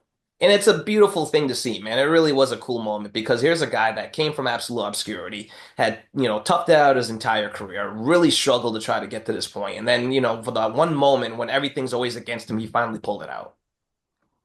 And that was that's it's funny too because that's a lot of what was written about Michael Nunn at the time, and a lot of what the pundits or whatever were saying was that, like, he's boring, he's trudging to decision wins, etc. He's not really showing much fire as a champion or as a person. He's kind of a dull guy. He's not really, and he was getting called out too by other fighters at the time because, I think that they just felt like he had a title that they wanted, etc. But that's exactly what wound up happening was that I guess he just kind of slept walk his way into that loss. And that obviously changed the trajectory of his career too. I mean, for a handful of reasons, he had already started getting into some trouble, but then it really took a downward turn not too long after that. It really did. And yeah, his career, like you said, it never really recovered from there, even though he came close to reaching heights again. Got He a fought. massive win over John Scully. That we'll never be able to forget about either, because it's always on social media. But but none also though, like he came close to when he had like a kind of a resurrection at light heavyweight before, unfortunately, outside the ring activities put him away to jail for way too fucking long, and that was a messed up criminal system that did that to him because there was no reason he had to go to jail for almost 30 years for what was it, trafficking or something like that? I don't know. I mean, Yeah, it wasn't even that. I mean, Like, obviously, I'm not condoning, I'm not an expert on what of course, happened, so I can't yeah. really say shit. All I know is that, yeah, given the circumstances, what we know of the circumstances, and I think that this was one of like the really dumb ones where like there was like a string of fighters who got caught doing really stupid shit with hardcore drugs. And like, Mhm. like we're talking about like stupid ass schemes, like dumbass fucking like ideas. And he was one of them and basically wound up getting put away for a long ass time. Yeah, totally. But on Little's end, everybody knew kind of to that fact that he was going to be a longtime champion. It just the writing was on the wall immediately, but it was wholesome enough that everyone's like, "Fuck, man, this is really a good moment for him." And then, he got a lot of attention for that. Imagine he went back home, he had like a whole parade. I think it was everyone was hyped for him. Like, Reading, Pennsylvania is not a big town, and the used car salesman that everybody knows now becomes the world champion. And like that's you can't beat that. But only a few months later, he ends up losing the title to Frankie Lyles, and he still remained semi-active a little bit after that. Like he still had a few fights. The most notable one was on television because Tubi does play it sometimes against James Toney on 1997, and that's actually a good fight to watch. Like Tony at this point is and that point of his career where he's like being fat and like you have a chance to beat him if you show up in shape and he doesn't, but like the skills are still there. It's just he's just going through a really lazy phase that he did for a few years there. And Little was obviously skillful too, and it's a good fight to watch in just terms of like both of them trying to impose themselves on each other, but Tony is always just a step ahead. But it was a good fight. But it's sad though because like I said, when I said that Little passed away so young, it's the what happened was that he was only 34, and I think he died of colon cancer. And what they discovered was that he was actually in Denmark training Brian Nielsen, if you remember that heavyweight. Mm. Flubbery one that had a ridiculous record until, Mike Tyson ended up stopping him. But he was out there training down Brian Nielsen in Denmark, and the story was that at one point Nielsen kicked him in the ass, like legitimately kicked him in the ass as like a friendly tap or something like that. But for whatever reason, Little got hurt from that and like started feeling like weird pains and other stuff just from getting kicked in the butt. And I guess wanted to get it checked out. And then when he got it checked out, they were like, "Oh, this is X, Y, and Z. What's happening?" And it was actually like really like advanced at that point too. So Yeah, he was trained by Marshall Kaufman, who trained a whole bunch of fighters from that area of Pennsylvania, including Travis Kaufman. I think Marshall Kaufman at one point was training Kermit Cintrone. Like, he trained a whole bunch of fighters. So yeah, it's unfortunate that he wound up dying so young. You brought up another name, Frankie Lyles. he's a Yeah, good point. Yeah, yeah. that's another guy who could probably kind of figure into this discussion, especially considering how much success he had as an amateur and how he was considered a really hot prospect at one point, and then now is also a trainer himself. But like anyway, yeah, that's another guy who just kind of crossed paths with Steve Little's and a fairly unlikely champion in that regard. Yeah, absolutely one of the main unlikely world champions at that point, even more so than say like Freddie Pendleton, because at least to Freddie Pendleton's credit, another guy who has always been used as like the main person when saying, "Hey, look who becomes a world champion with a bad record. Look at Freddie Pendleton." Pendleton was much, much better than his record indicated, obviously, but Pendleton also too fought an absolute murderer's row Yeah, comeback fucking that no everybody. dude, yeah, that no one deserved to have to go through at that point. Like, it was absolutely absurd. And when he finally was able to get his shit together and like, get consistent, and some people was like, okay, let's not just throw him to the fucking wolves all the time and actually prepare this guy. Well, we saw the results of that. But Yeah, exactly. When he had money behind him and wasn't having to take fights last minute and other fighters' hometowns and et against cetera. straight killers, yeah. What happens? Yeah, and I always loved Pendleton, man. Because he was just one of those dudes. He was flashy. He had cool trunks. He would fight anybody at a drop of a hat. He didn't give a damn. He made for fun fights. I don't think he was ever in a bad fight. And he was shit talk too. I mean, I remember when he lost to James Page at the twilight of his career, and he fought Page for the welterweight championship, and he gets stopped. But he hurt Page a couple of times in that fight and made it competitive. And afterwards, he's there talking. He was like, "Yeah, let me tell you something. All you punks from junior welterweight, I'm coming back down there. I'm coming for you." No, no, no. Like, he just got knocked out. He's already talking shit, saying he's coming back. You know. Well, Yeah. Ah, man, he was cool. But yeah, Lyles was.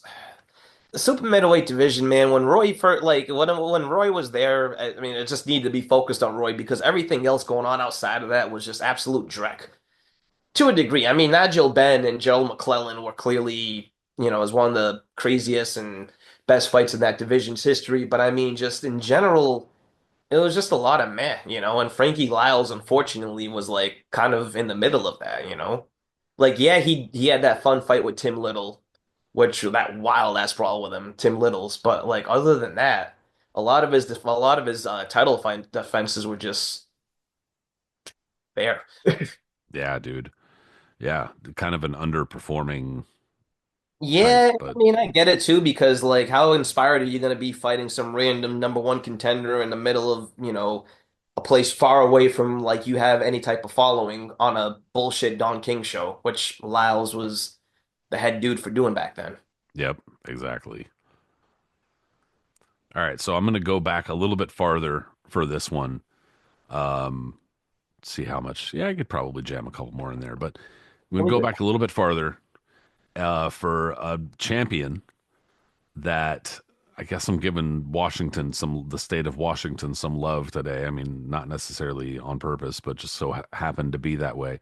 But this is a fighter who kind of was, I don't want to call him a flash in the pan. I guess his world championship reign was kind of a flash in the pan in some regard. But, well, it was a weird transitional period for this particular division, but also it's a time that I think is kind of fun to talk about, especially because World War II was, or at least the U.S. involvement in World War II was kind of just starting, which made it super strange for a number of divisions, where some fighters were going to war and joining the armed forces, some weren't, etc. So Al Hostak, Oh, okay. I mean, just a world champion who, like I said, I don't want to call him a flash in the pan because that's not really true. He was around a long time. But as far as his championship reign, was not super plentiful, was not super long lasting, and also, kind of came out of nowhere. But he was a guy who was considered a hard puncher and also, kind of a funny looking fighter, kind of like Bob Fitzsimmons, lanky, didn't really look like much, balding, just kind of a funny looking everyday guy looking type of guy, and not super buff or anything like that, but would take your fucking head off if you That's what I was weren't gonna really say. careful. Fish puncher. Yeah. Yeah, I He, mean, and middleweight was kind of, like I said, going through a strange transition at the Training time. would be an understatement at that point, bro. That was a we've talked about that on the show before. It was such a weird, muddled time that everybody was that's the claimant for the belt. Whether it was like the NBA or like different jurisdictions, like sanctioning bodies, like different jurisdictions over there would like try to, the Massachusetts Commission or this New York Commission and that one. Oh no, that's our champion. Like it was a very muddled, weird time. Yeah, we talked about it before, for like on a number of different shows, I think, but basically, in the 1930s, what wound up happening was Mickey Walker basically vacated the middleweight championship to go fight at heavyweight, bless him. And what wound up happening was that, like you said, there was like this fucking guy, guy over here, this guy over here is claiming he's got the title. And then for a little bit, it was also kind of following the lineage of the European middleweight championship with Marcel Phil, Lou Briard, and all these other dudes who were making claims, etc. And then it wound up having to come back through Freddie Steele for the most part. But even then, the NBA and the New York State Athletic Commission were kind of at odds for a number of different reasons, the same way that the WBA and WBC would a couple of decades later, and then the same way that all the alphabet organizations are now, where they don't rank each other's champions and all that type of shit. Similar situation here all the way back in the 1930s with the middleweight division. So there was a lot of confusion. Um, there were pundits and stuff like that who like followed boxing far more than the average fan and had a better idea of what exactly was happening. But that being said, so that's kind of where Al Hostak enters the division. Again, a hard-hitting fighter, but a guy who was born in Minnesota but came to Seattle, the Seattle area, Washington, when he was like just a kid, and really uh, his career developed in Seattle. And for whatever reason, he had like a shitload of draws. I never really understood why he had so many draws on his record early on. He had like fucking like a dozen draws or some shit. But that being said, he wound up getting his portion or claim to the middleweight championship, the NBA version, with a first round knockout of Freddie Steele, who Freddie Steele himself was a big star and another guy who's kind of forgotten considering how big a star he was during the 1930s. But considered a guy with like movie star good looks, a very good fighter, good puncher, good boxer, and also from the Seattle, or maybe not Seattle, maybe some other part of Washington. Point is, from Washington himself, big star also in Washington, and then wound up getting fucking bodied in a round by Al Hostak, which shot Al Hostak up to the fucking forefront of the division. Yeah, that was a huge win, man, a huge upset, in fact, too, because Steele had kind of solidified himself as being the man at that point. And if you looked at his record, 125-3, and people were like, "Well, who did he fight for 125 wins? You can't be that good." No, and trust me, man. If you watch Steele, and there's clips of him out there on YouTube. There's not a ton of them out there, but the ones that you can see, the motherfucker could straight up fight. Like everything about him is more modern than it looks than the time period or whatever. Like everything was compact, and he was a great fighter. There's a footage of him beating the absolute daylights out of future light heavyweight champion Gus Lesnovich, which I've watched on there. And Steele just looks like the complete package. So for the fact of him getting blasted the way he did in one round, I mean, that was incredible. And that's not the first time. I mean, like when a massive, like a major world champion gets like knocked silly like that. Like for instance, you can go back to the lightweight champion Sammy Mandel when he was knocked out by was it Al Singer? Mm. Yeah, in one round, and that was a huge upset because Mandela at that point looked like he was going to be unbeatable. You know, you've had over the years what happened to you can even go more farther back than that when the French guy there, Spider Plander, knocks out the flyweight. What's his name? Um, the dude who had Pancho Villa's number there. Fucking Frankie Gennaro. Frankie Gennaro. Yeah, he knocked out Frankie Gennaro in one round. So I mean, like, there's been upset like one round upset knockouts over the years and stuff like that. But the fact of Freddie Steele getting blasted the way he did was absolutely huge. That was really big. And from there he lost his belt. And I guess what would have been an upset to another a fighter who's been completely forgotten over the year, and a guy named Solly Krieger. And I remember reading about that fight in a Ring magazine as a kid because they had a talking about how Krieger had also beaten Billy Conn and others. Like, all these are great fighters. Like Hostak, I just noticed is not in the International Boxing Hall of Fame. He probably should have a major claimant for that. Same thing with Krieger, but that's neither here nor there right now. He ends up regaining the title with another vicious knockout of Krieger, and then from there, destroys Eric Seeling, who was a good fighter himself during that time period, and then he gets to his first fight with Tony Zale.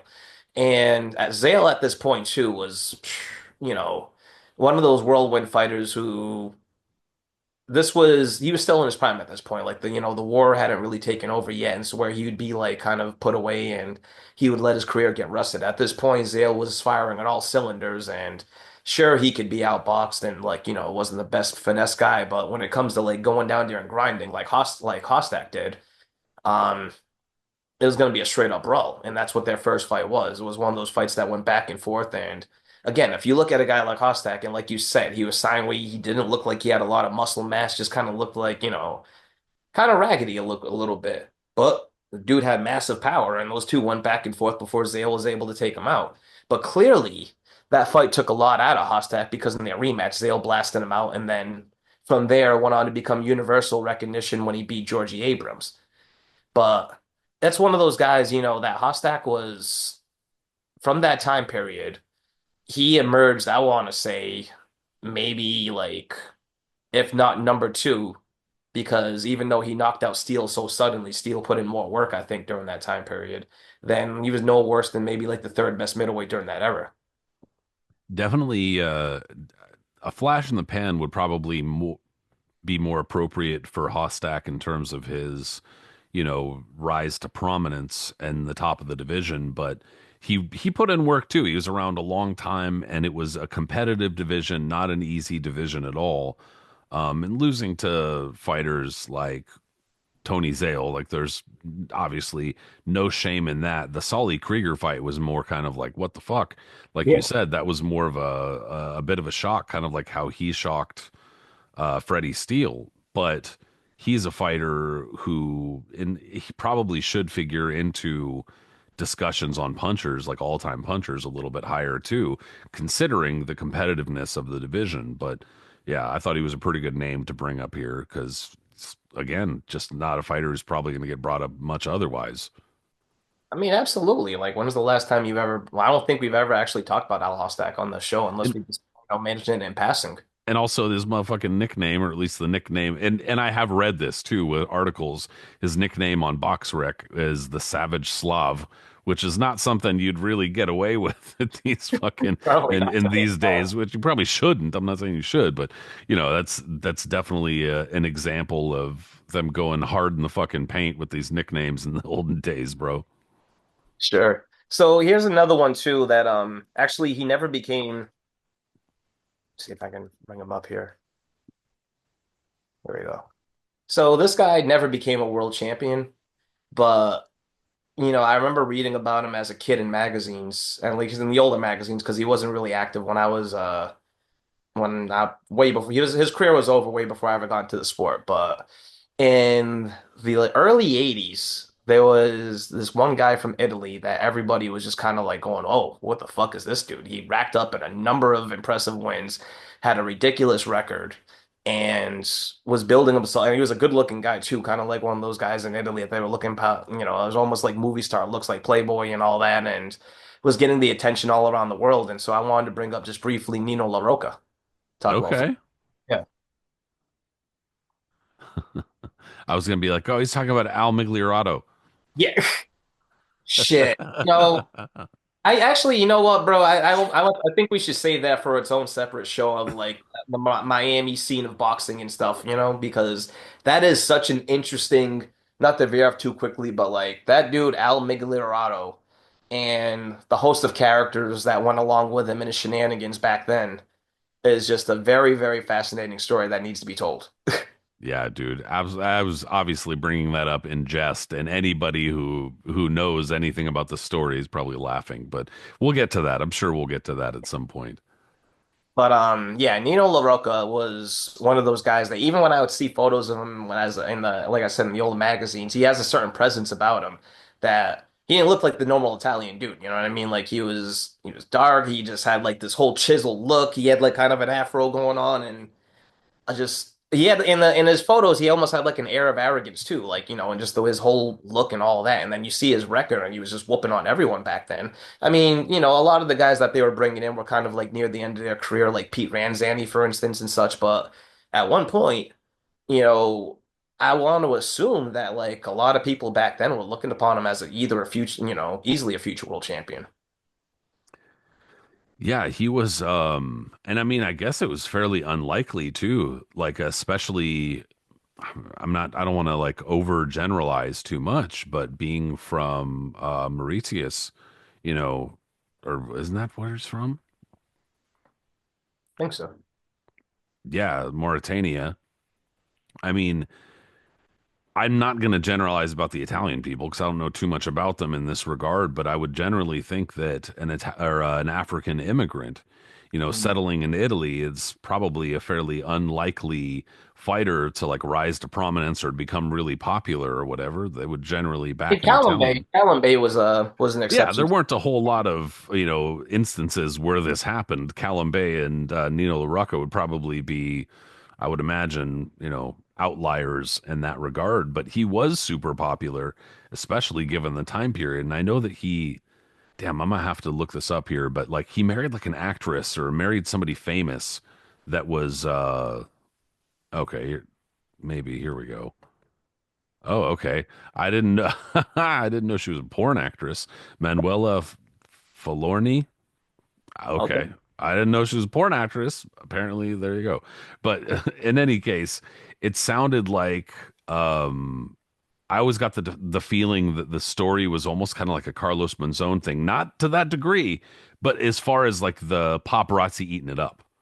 You know Sure. what I'm saying? Like not that there was any violence or anything, 'cause I don't know anything about that, but in the sense that it was like tabloid fodder and that he was big in the tabloids in Italy during the time, which again is kind of something that you probably wouldn't expect, but also perhaps the fascination, just like I've talked about this before, when Kid Chocolate came to the US and people were like, "Oh my gosh, there's this exotic, guy."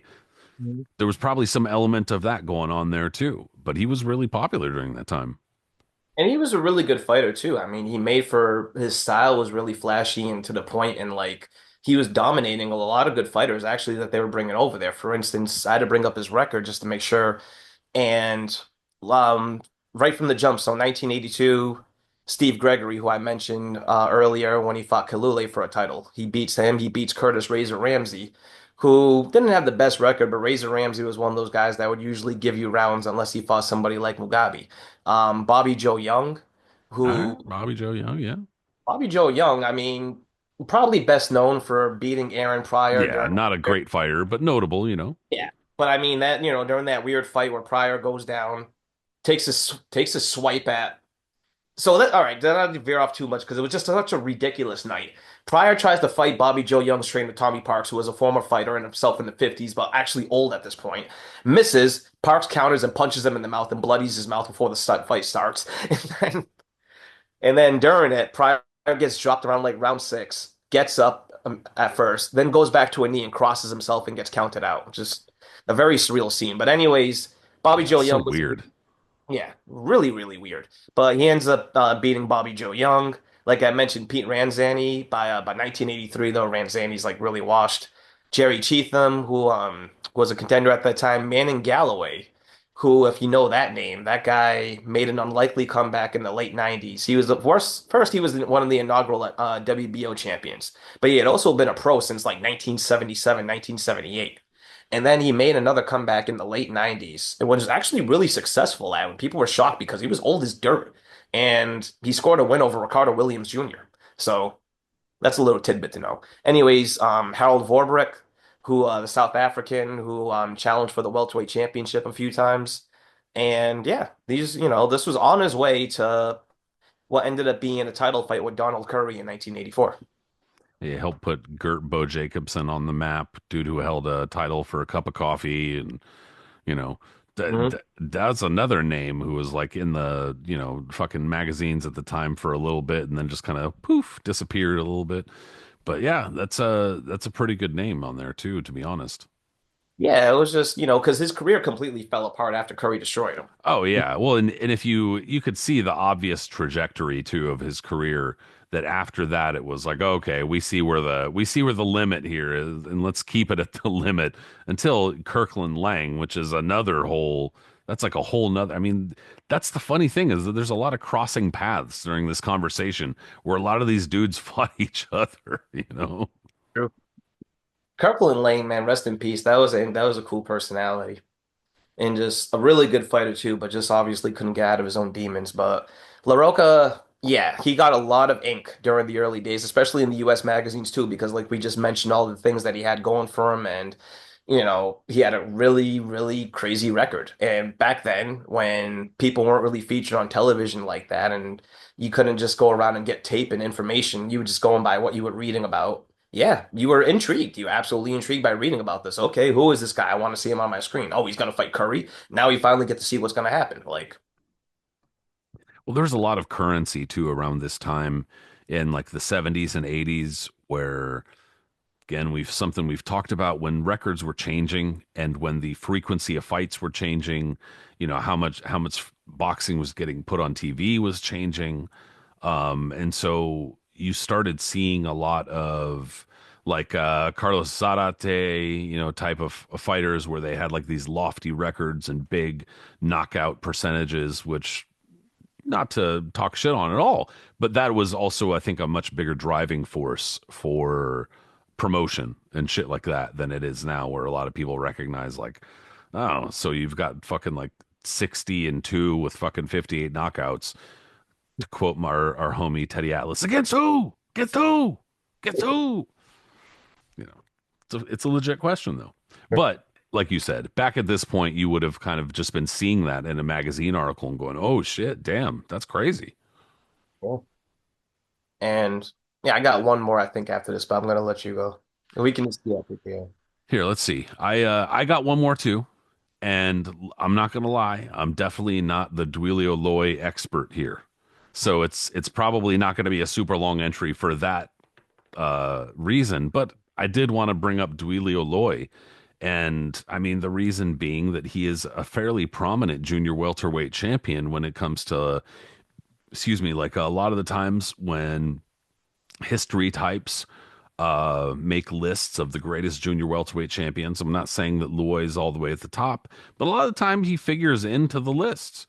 And the fact that not a whole lot is known about him, not a whole lot is talked about him. So this is another fighter from Italy, not to focus on them, but I also did kind of want to put a little bit of focus on non-American fighters too, if I could.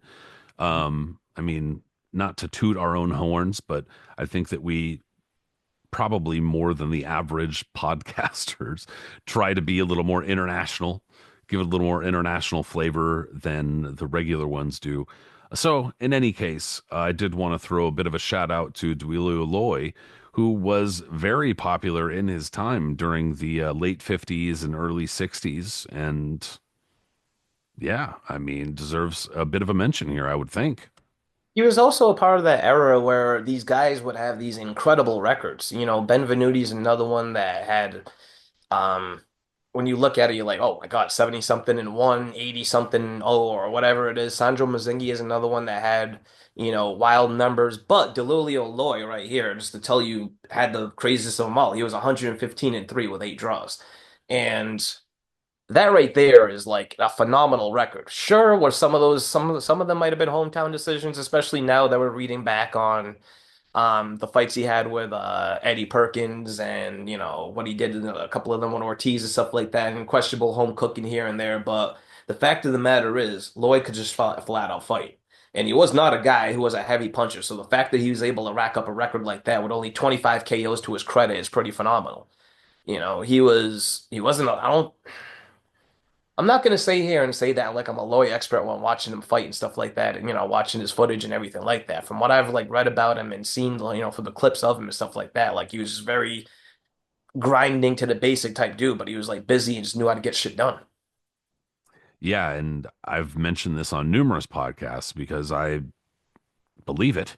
And Mhm. that's that when a fighter does not have a whole lot of punching power, but is able to take their career super far, I give them a little extra dose of respect, a little extra dose of, ranking, whatever you want to call it, because that's not easy to do. That's not easy to, that's an extra element that's really in your favor when you have good punching power, which a lot of the greatest world champions do.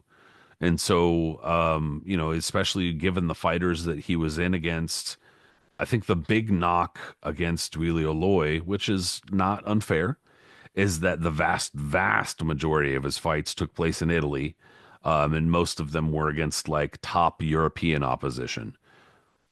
Not trying to talk shit, but it's not the same as taking your show on the road.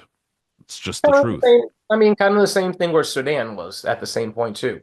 Where Sudan, fought a lot of his fights either in Paris or, Casablanca, other places around there, and like had a major following over there. Mm, And we've seen that all throughout the decades also too with other fighters like in different countries where they're not trying to go anywhere else, especially in Germany, for instance, because they have such huge followings over there that there's no need for them. Like Henry Masquet, for instance. Masquet couldn't punch his way through a paper bag, but his fights would sell out before the opponent was even announced because he was just that big of a star over there, you know? yep. And so Loi was the same thing. He's such a huge star that there's no reason for him to go anywhere else if he doesn't have to. And I just want to double check because I'm pretty sure he did come here for a fight. I just want to see, was it? Yeah, he did. Loy. He fought, Yeah, he fought he fought Ortiz. Ortiz He fought in Ortiz somewhere. in Cow Palace in San Francisco. Oh shit. Yeah, and lost the split decision over there, and I'm sure was not happy. So that's why they brought it back and brought it back to Italy. And but to Loi's credit, he lost three times, and he avenged all three of his losses, and he actually avenged five of the eight draws that he had too. So, but again, he wasn't a huge star over here. I mean, his career took place, throughout the 60s and it ended when after he retired, he beat Perkins in a rematch and then he retired. Never came back. Was never featured prominently in American magazines or really talked about in that regard at all. So I mean, yeah, and it was a junior welterweight division in a division that didn't have a lot of history at that point in time, like it did come out years before Loi was active, but it was also like a dormant division for a number of years and Yep. stop and go and such. So by the time Loi was like their first dominant champion, even Ortiz had the nerve. Even Ortiz said it when he beat Loi the first time, or after around the time when he beat I want to say Kenny Lane. And he was just like, I don't want this. He was like, there's nothing about being a junior champion. Because that's how a lot of them looked at it. And Ortiz was quoted saying, I don't want to be a junior anything. I want the lightweight belt. And that's when, he moved down to go fight Joe Brown. And that was the mentality of a lot of those guys back then, is that they didn't want any junior championships. They still kind of looked upon as like, what is that? You know what I mean? I don't want to be a junior welterweight champion. I want the welterweight title. I Yeah. don't want to be a junior lightweight champion. What the fuck does that even mean? And I mean, in reality, for a lot of fighters, from their perspective, Funny. it might have given them, like, well, fuck, I'm fucking killing myself to make 135, but dude, some of these 147 pounders are way bigger than me. 140 makes sense, like I can, 140, I'm 140. So I get it, there is an argument for that. Obviously historically it's like, well, then they're too big for you. Fucking too bad. I guess fucking they're too big for you. But that's just how it goes when we have this many divisions now. But another fairly notable thing about Loy is that in his later career, he was managed by a dude named Bernard or Bernie Glickman, is how everybody knew him, who was a good friend with God, dude, I had too many names now. Now I know the name Bernie Glickman, but I forgot. I've smoked far too much weed. Uh, he was good friends with Blinky Palermo.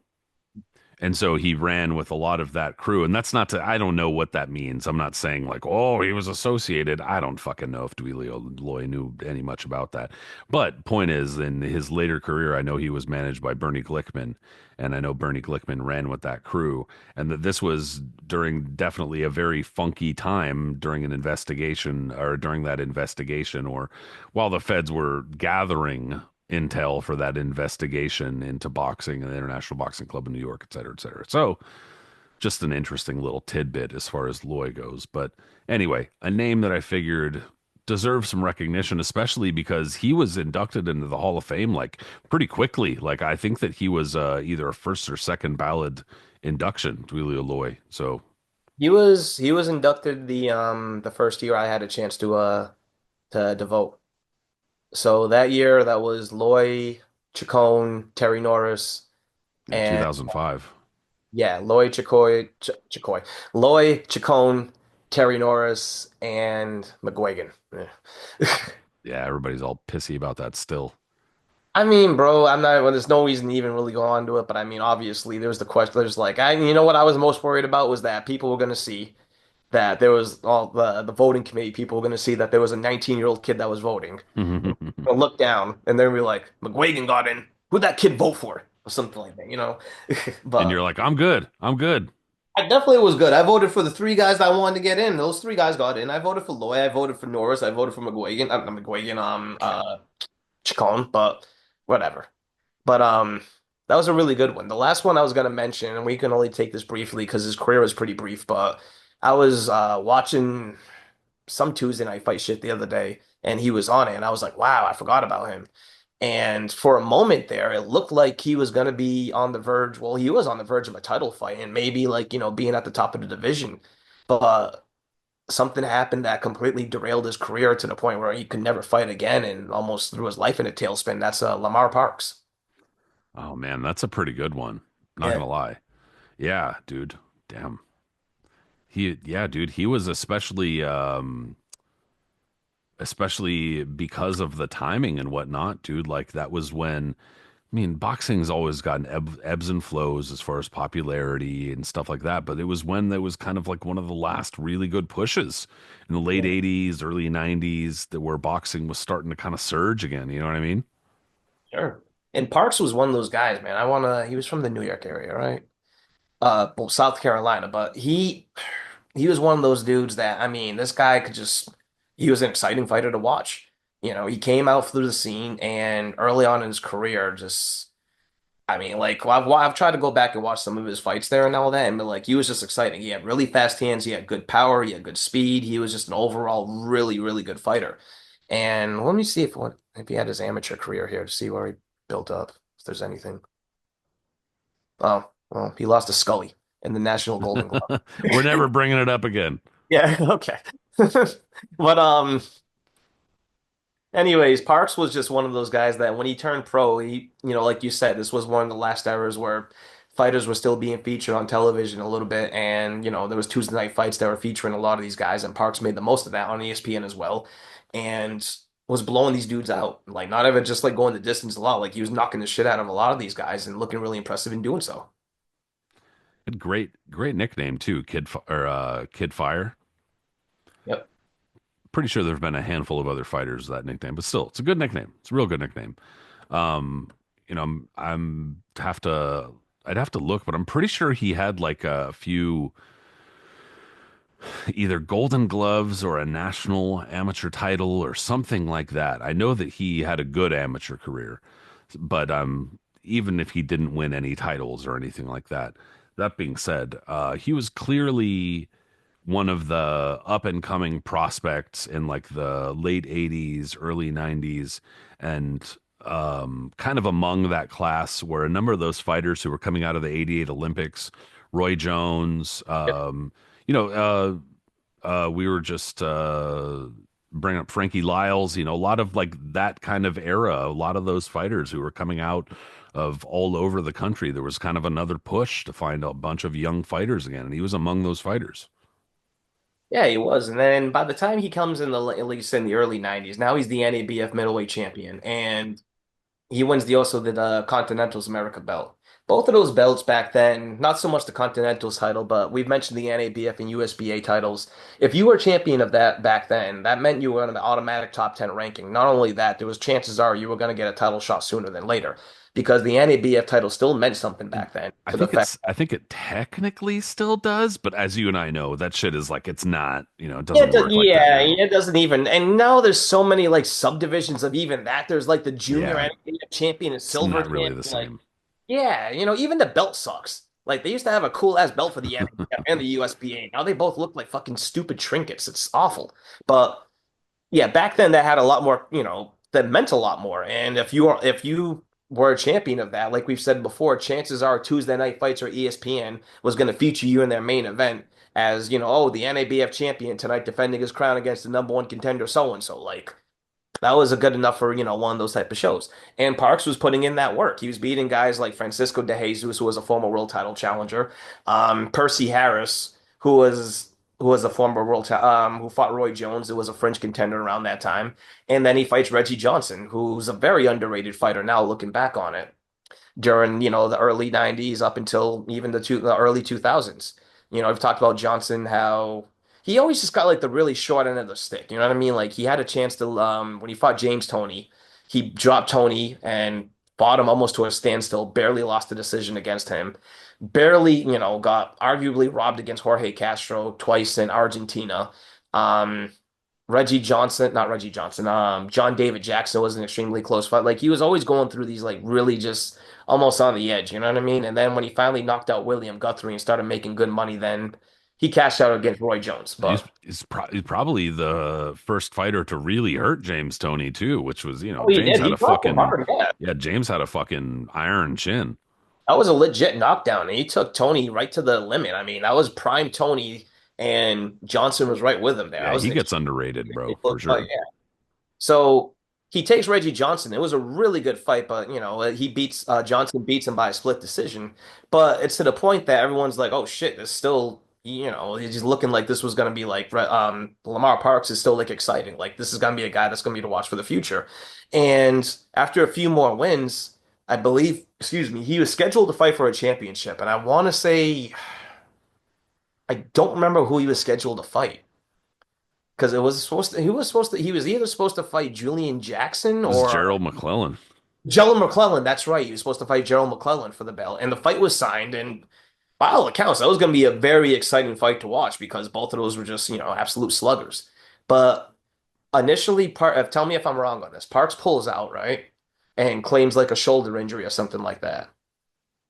And then there was some discrepancy going on because I remember reading this in the magazine before the news came out, but there was some discrepancies going on about Parks's HIV test and saying that at one point he didn't want to take one or something came up inconclusive with the evidence and he wanted to take one somewhere else and I guess that one came back negative and then Parks's people tried to say that Don King was trying to mess with the test. This actually made me laugh. Parks' people said that Don King was trying to fuck with the tests to make sure that Parks going to go through with the fight because they were scared for McClellan. But there was, and it ended up being a big mess. And then it came out that Parks actually tested positive for HIV. It was definitely a weird time. It's I don't want to say nobody knew anything about HIV because that's not true, dude. A lot of people did. It's just that there was a lot of misinformation about it. And so it hadn't really come to the forefront. Magic Johnson was the biggest shit at this point. You know what I mean? Like there weren't a whole lot of like Arthur Ashe, Magic Johnson. There weren't otherwise a whole lot of cases where Rock Hudson. yeah, Ruck Hudson, thank you. Yeah. There weren't a whole lot of cases where there were famous people who had gotten HIV or AIDS. And so Well, let's see. During that time too, when did Eazy pass? A couple years later, right? I mean, there were times, well, and there were also suspected. There were times where it was suspected but never really got out too. You're And totally so right. Miles Davis. I'm sorry, Miles Davis was one in that fact. Yep. I mean, like, it's not that people didn't know about it. It's just that it was still like there was a lot of misinformation. And so when this happened, apparently there was a big drama with Lamar Parks' girlfriend who had contracted HIV and then wound up dying from it. But they had released a big like statement because they were trying to get the word out in case Parks had slept with any other women. And it was a big, it wasn't a big scandal. It hadn't broken yet. It hadn't really broken through to any mainstream or anything like that. And then that's when the whole HIV testing and shit happened. And it just kind of snowballed from there. And it wound up coming out that he was indeed HIV positive. And it was a big fiasco in New York. And that kind of led to um, a greater awareness of HIV testing and boxing. And, people are like, oh shit, there's blood and saliva flying everywhere. We better fucking figure this out because there's wounds opening and stuff like that. So, and then it obviously snowballed even worse from there with Tommy Morrison. But that was really where it kind of started was with Lamar Parks. Yeah, it was crazy because like we just said, Parks was on the cusp of a title fight, and that was going to be a big fight that was going to be featured on Showtime. And the way that fell out, I forgot who the replacement was. I'm pretty sure it might have been Jay Bell or somebody, but McClellan was one. I'm not McClellan. Parks was one of those guys that like who knows what could have happened. I'm not sure. I don't think he would have beat McClellan that night, but he's still alive today, and then by all accounts, I think he's doing relatively well. He definitely was one of the smarter ones that knew he wasn't going to take this shit.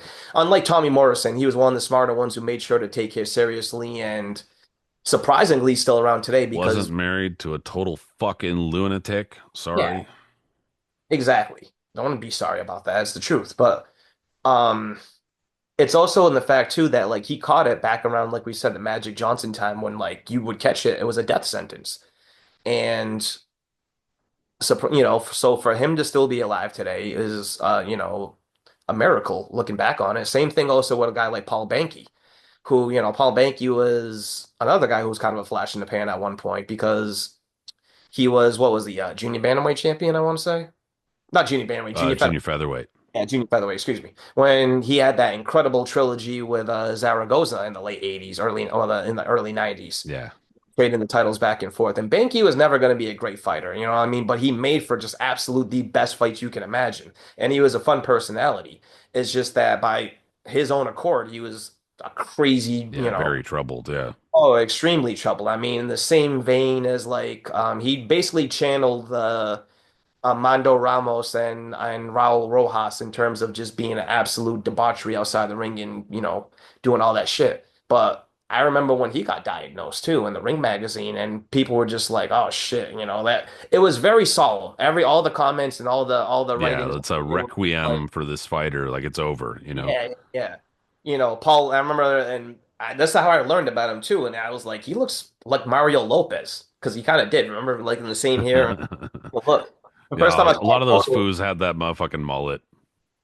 yeah, I was because that's how he looked. I was like, he had the smile too. I was like, is that Mario Lopez? When I opened the magazine as a kid, but it was like Paul Benkey is asking for your prayers and da da da. I'm like, oh shit, and and there would be like updates, be like, oh, Paul Benkey. Well, apparently he's not feeling too good now, but I guess he's gonna. Well, no, he's still alive. He's thriving. He's doing well.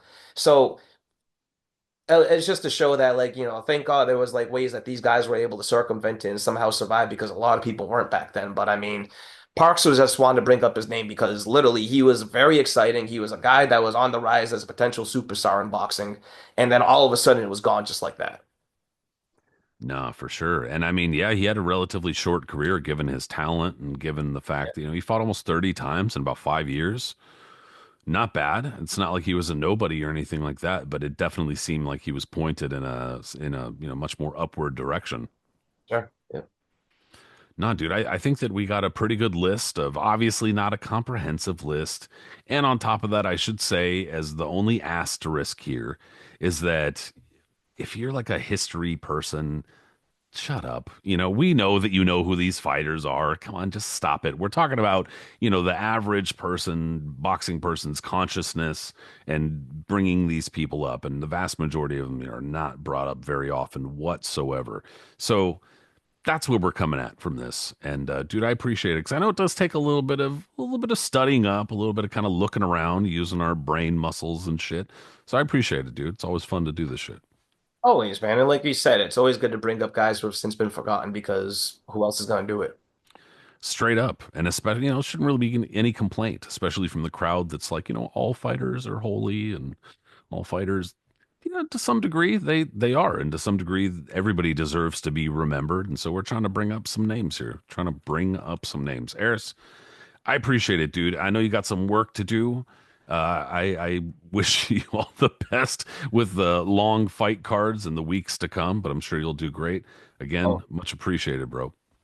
always, always well. Yeah. Everybody who listened in, thank you so much. Go ahead and subscribe on whatever podcast app you're using. Rating good. YouTube, if you watched on there, hi, what's up? Also, thumbs up, subscribe, rating good, comment, etc. Social media, slowly put that shit out of your life and shun it if you can. If not, find us there if we're there. We'll talk soon. Ah, that's good shit. All right, everybody, take it easy. Later.